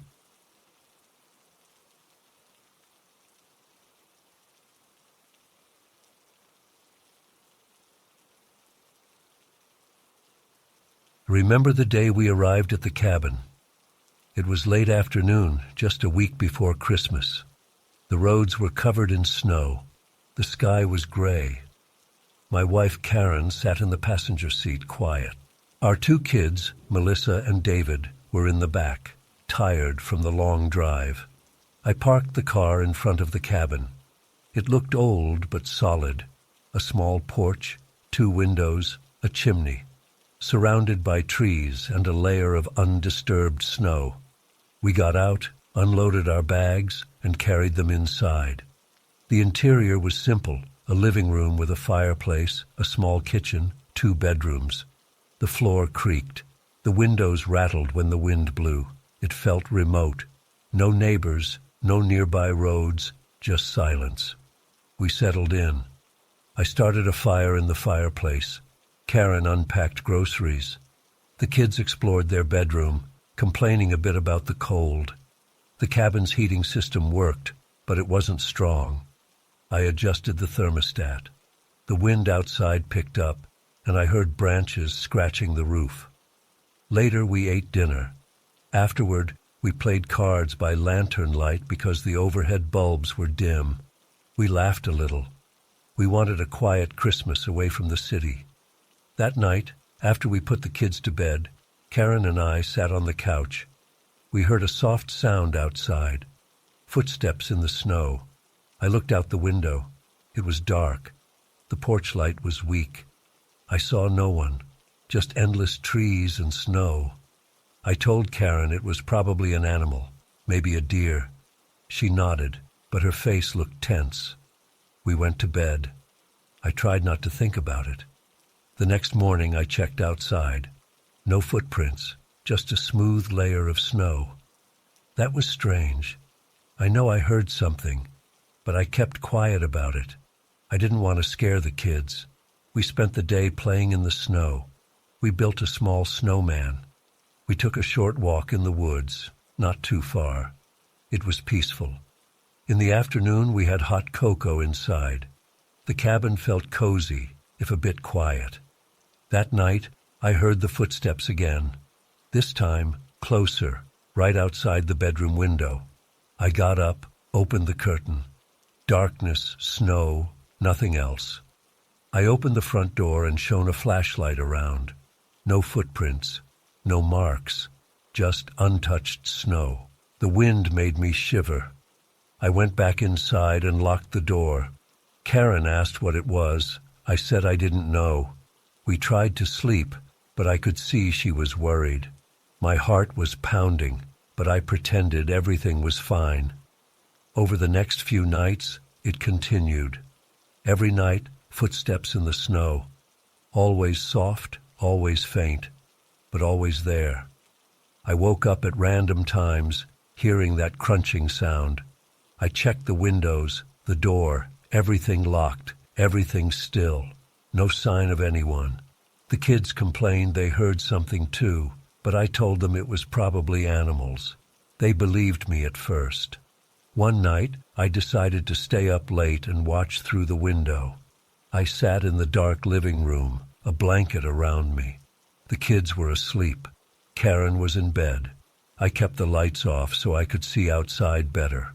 I waited a long time. Around midnight, I heard it again. Soft steps on snow, moving slowly around the cabin. I pressed my face to the glass.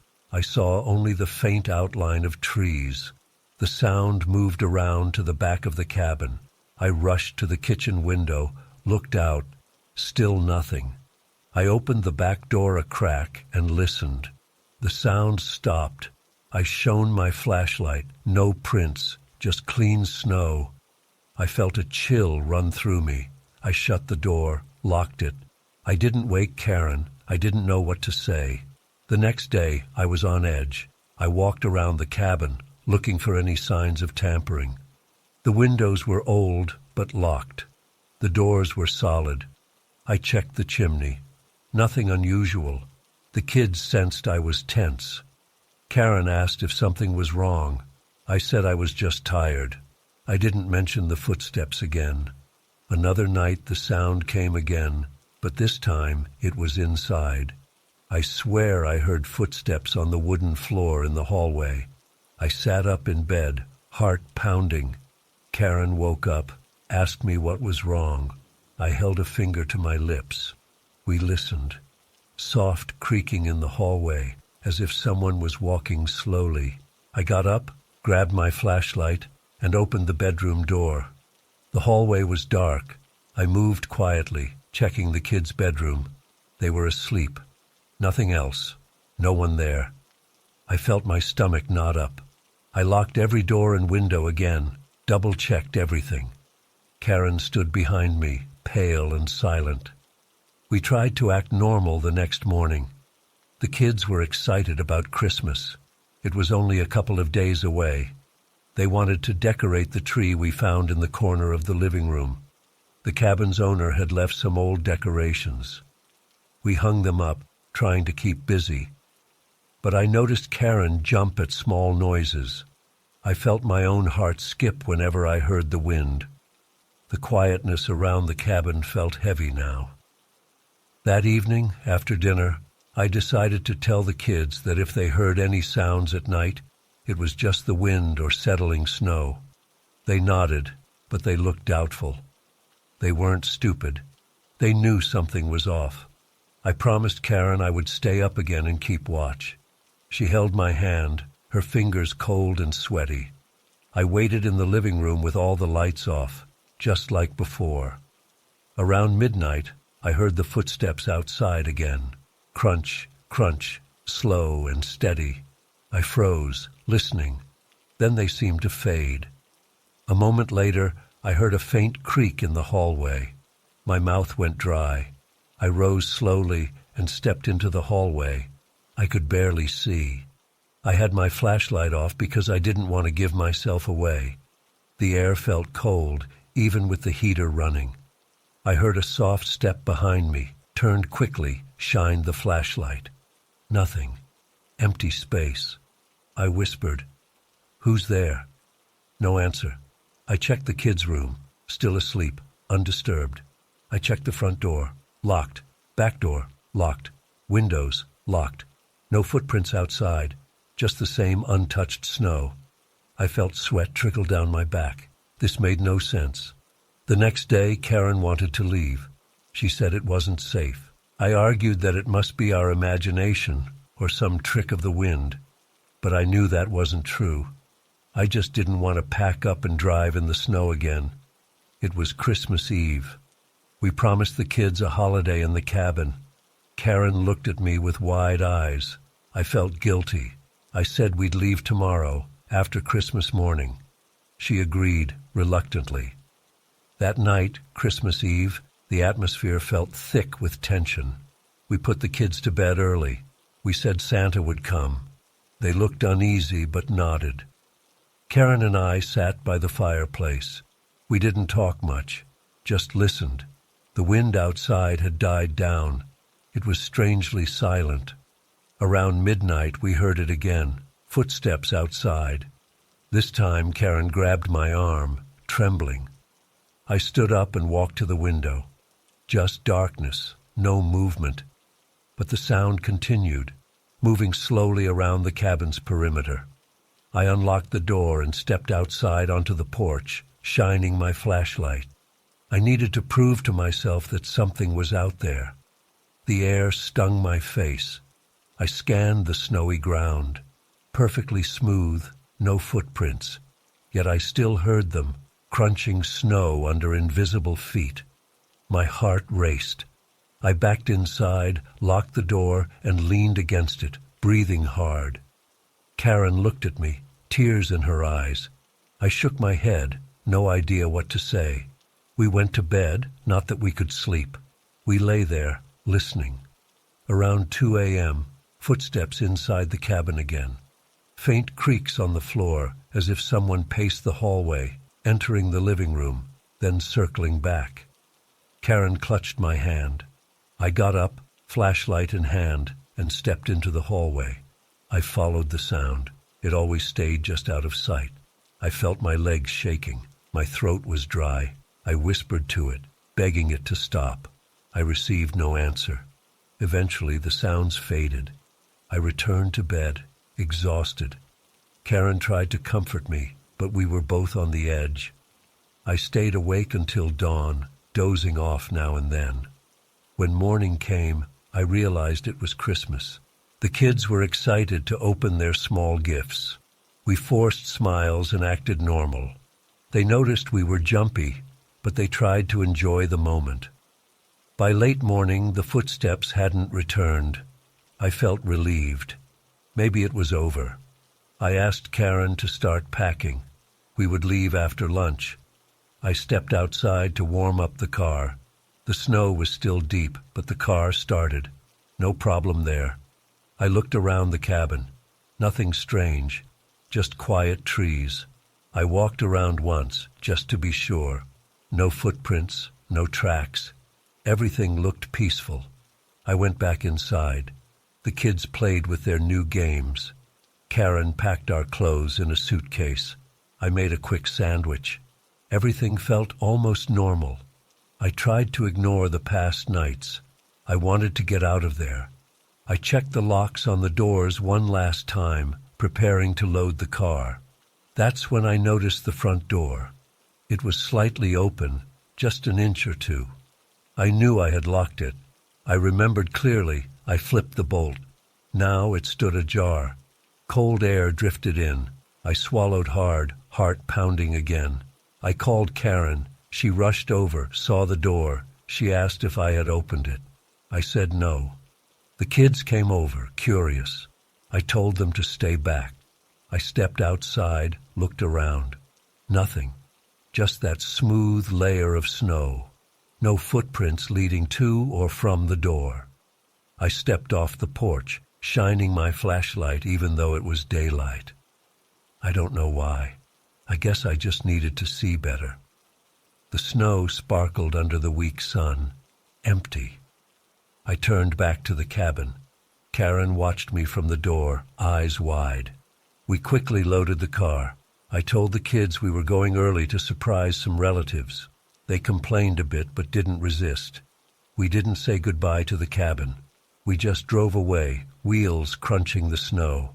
I kept checking the rearview mirror. I saw only trees and white landscape. We never returned to that place. Months later, I tried to rationalize what happened. Maybe creaking wood, shifting snow, some odd acoustics. But Karen and I know what we heard. We know what we felt. Those footsteps were real.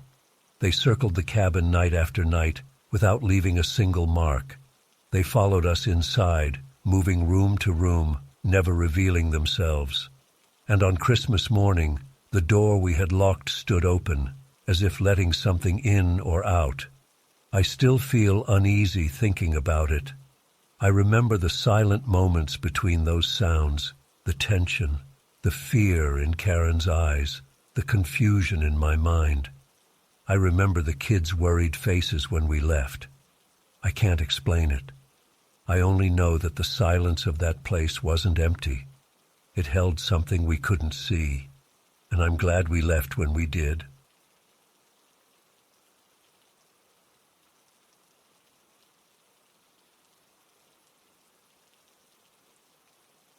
I remember the first morning I found a small package on my front porch. It was early December, and I was leaving for work. My neighborhood was quiet. The sky was still pale. I noticed a little box wrapped in plain brown paper sitting on the wooden boards. There was a tag attached, but no name. Just a few words. For you. It begins. I looked around. No one was on the street. No footprints in the thin layer of frost. I picked it up. It felt light. I brought it inside and opened it. Inside was a candle, red and unscented. It looked normal. I shrugged, lit it for a moment that evening, and then forgot about it. The next day, another package appeared. Similar size, same kind of paper. The tag said, "We know." Inside was a scarf, green and soft. I didn't understand. I had never mentioned needing a scarf to anyone. I checked with my neighbors, asked if they had seen anyone leave something. They shook their heads. I tried to ignore it, but I felt uneasy. Each morning, another small gift waited on my porch. By the third day, it was a pair of gloves. By the fourth, a small tin of cookies, always with a short note like, to help you, or remember. The handwriting was neat and simple. By the end of the first week, the gifts got more personal. I found an old toy that I recognized. It looked just like the bear I had as a child. I had lost it many years ago. I felt my heart skip when I held it. It even had a small scratch on the ear, exactly like my old one. My throat felt tight. I took it inside, placed it on a shelf, and stood there, staring at it. How could someone know about this? Who would do this? Each morning, the gifts waited at the same spot. A music box that played a tune I remembered from my grandmother's house. A photo frame with a picture of me when I was 10. A picture I was sure had burned in a house fire long ago. A small brooch that belonged to my mother. Objects that should not be here. Objects that someone had dug up from my past. I began to feel watched. At night, I locked my doors and windows, checked them twice. I peered through the curtains. I saw no one. I considered installing cameras, but I didn't have the time or money. Instead, I stayed awake later, hoping to catch them in the act. But whenever I dozed off, I would find a new gift by morning. The messages on the tags got stranger. We remember. We see you. This is yours. The handwriting never changed. I tried showing these tags to a friend at work. He laughed, said maybe I had a secret admirer. I didn't feel flattered. I felt nervous and tense. I didn't recognize the handwriting. It wasn't anyone from my family. I had no close relatives left. I had lost touch with old friends. The personal details were too specific. Someone knew my childhood secrets, my lost possessions, my hidden memories. Someone had access to things that should be gone. I started to dread opening my door in the morning, but I had to go to work. Each time, I would stand there, heart pounding, dreading what I would find.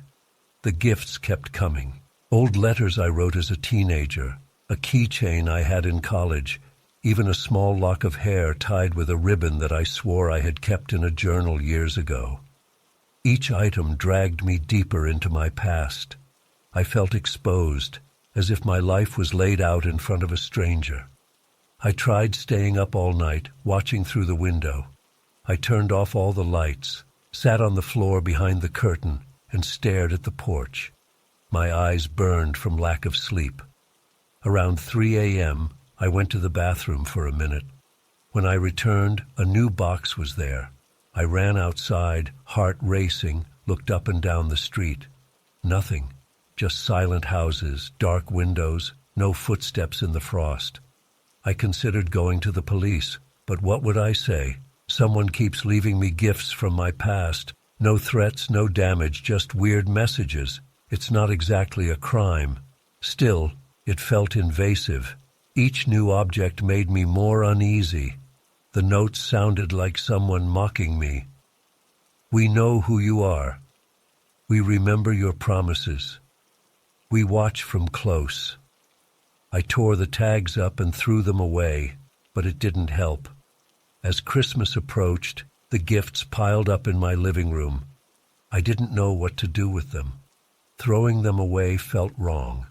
They belonged to me in a way, even if I didn't want them now. I stacked them in a corner, avoided looking at them. I felt sick every time I thought about how they got here. My stomach tightened each morning. My sleep got worse. I jumped at small noises. I started locking my bedroom door at night, as if that would help. The neighbors knew something was off. I caught them glancing at me as I left for work, probably noticing my tense posture, my tired eyes. I asked one neighbor if they had seen anyone suspicious at night. He shook his head. Just normal, quiet nights. Another neighbor said she heard a rustling sound one night, but assumed it was a cat. I didn't know what to think. On December 23rd, I found a note with no gift. Just a piece of paper on the porch. Tomorrow we come. My hands shook as I read it. I looked around, heart pounding. I felt watched. I went inside and locked the door. I called my friend and told him everything. He said I should call the police. I hesitated but finally called. An officer came by, looked at the pile of gifts, listened to my story. He said without a clear threat or suspect, they couldn't do much. He advised me to stay alert, maybe set up a camera. I said I would. He left, looking skeptical. That night I barely slept. I kept a kitchen knife beside my bed. I felt foolish and scared. My chest felt tight with anxiety. I jumped at every creak of the house settling, every distant car passing on the street. I got up around midnight and paced the living room. I had to see who was doing this. I decided to stay awake until morning, watching the porch from behind the curtains. Around 2 a.m. on Christmas Eve, I heard a soft scraping sound on the porch. I froze, heart thudding. I peeked through the curtain. I saw no one, just the dim glow of a street lamp down the road. The porch looked empty, but I knew better. I slowly, quietly opened my front door just a crack, holding my breath. My porch light was off, but the street light gave some faint light. I waited, listening. The air was cold. My breath formed small clouds. My hand tightened on the doorknob. After a few minutes, I saw a shadowy shape move at the edge of my vision. I swung the door open fully, shining a flashlight I had grabbed from the table. Nothing. No one there. But the porch was empty too. No package. No note. I stepped outside, my slippers crunching on the frost. Silence. I looked under the porch railing, behind a chair, found nothing. I felt a heavy dread. They knew I was watching. They were playing with me. I went back inside and locked the door again. I stayed by the window for hours, not moving, not blinking if I could help it. Around 4 a.m., I heard a rustle again. I pressed my face to the glass. A shape darted across my yard. I couldn't tell if it was a person or an animal. I reached for the door handle but hesitated. Then I remembered the note. Tomorrow we come. It was tomorrow now, Christmas Eve.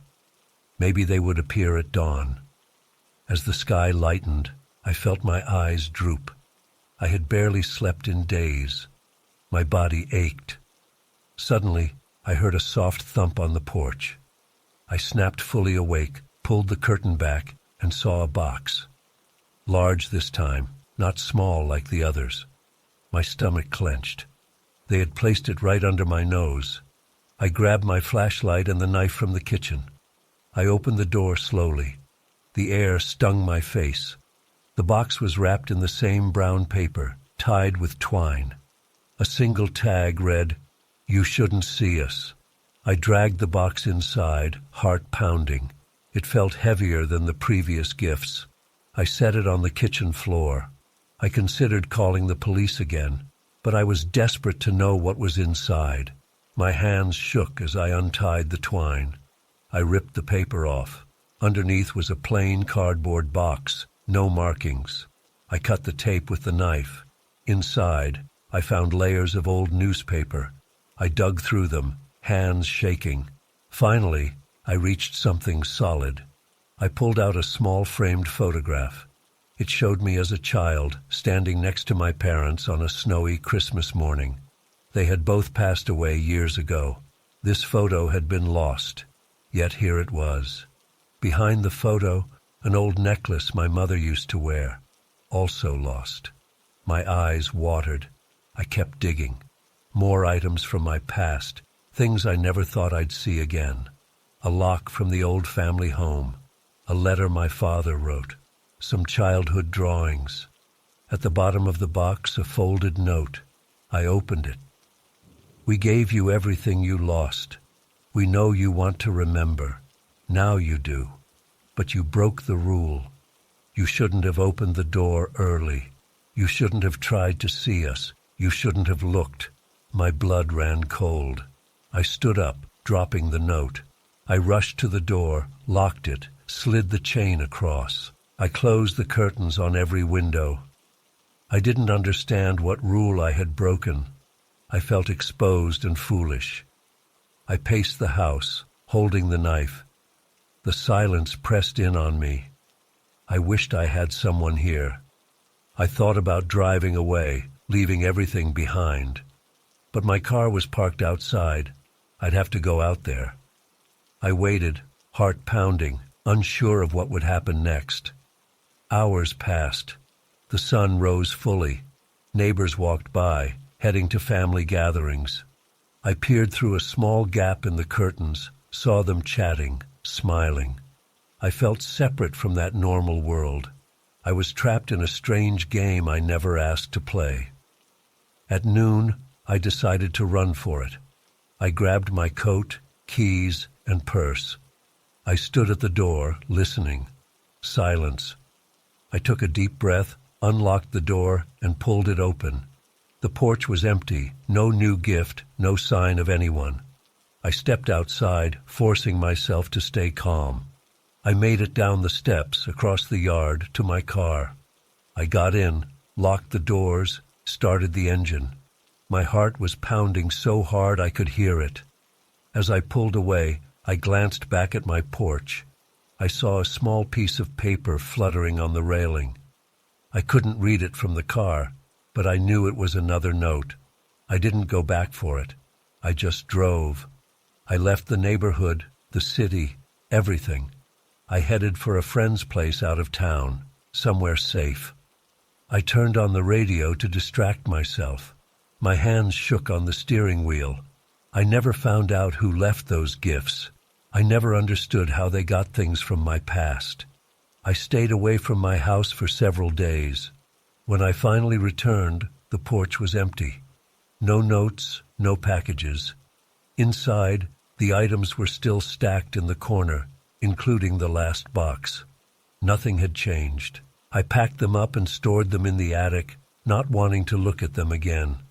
I moved out a few months later, found a new place. I never received another gift. Even now, I double-check my porch every morning, half expecting another box. The memory still makes my chest tighten. I learned something that Christmas. There are people who know your secrets, who can reach into your past without ever showing their faces. And if they say you shouldn't look, maybe you shouldn't. I listened too late, and what they took from me then was my sense of safety and peace. I will never fully relax again.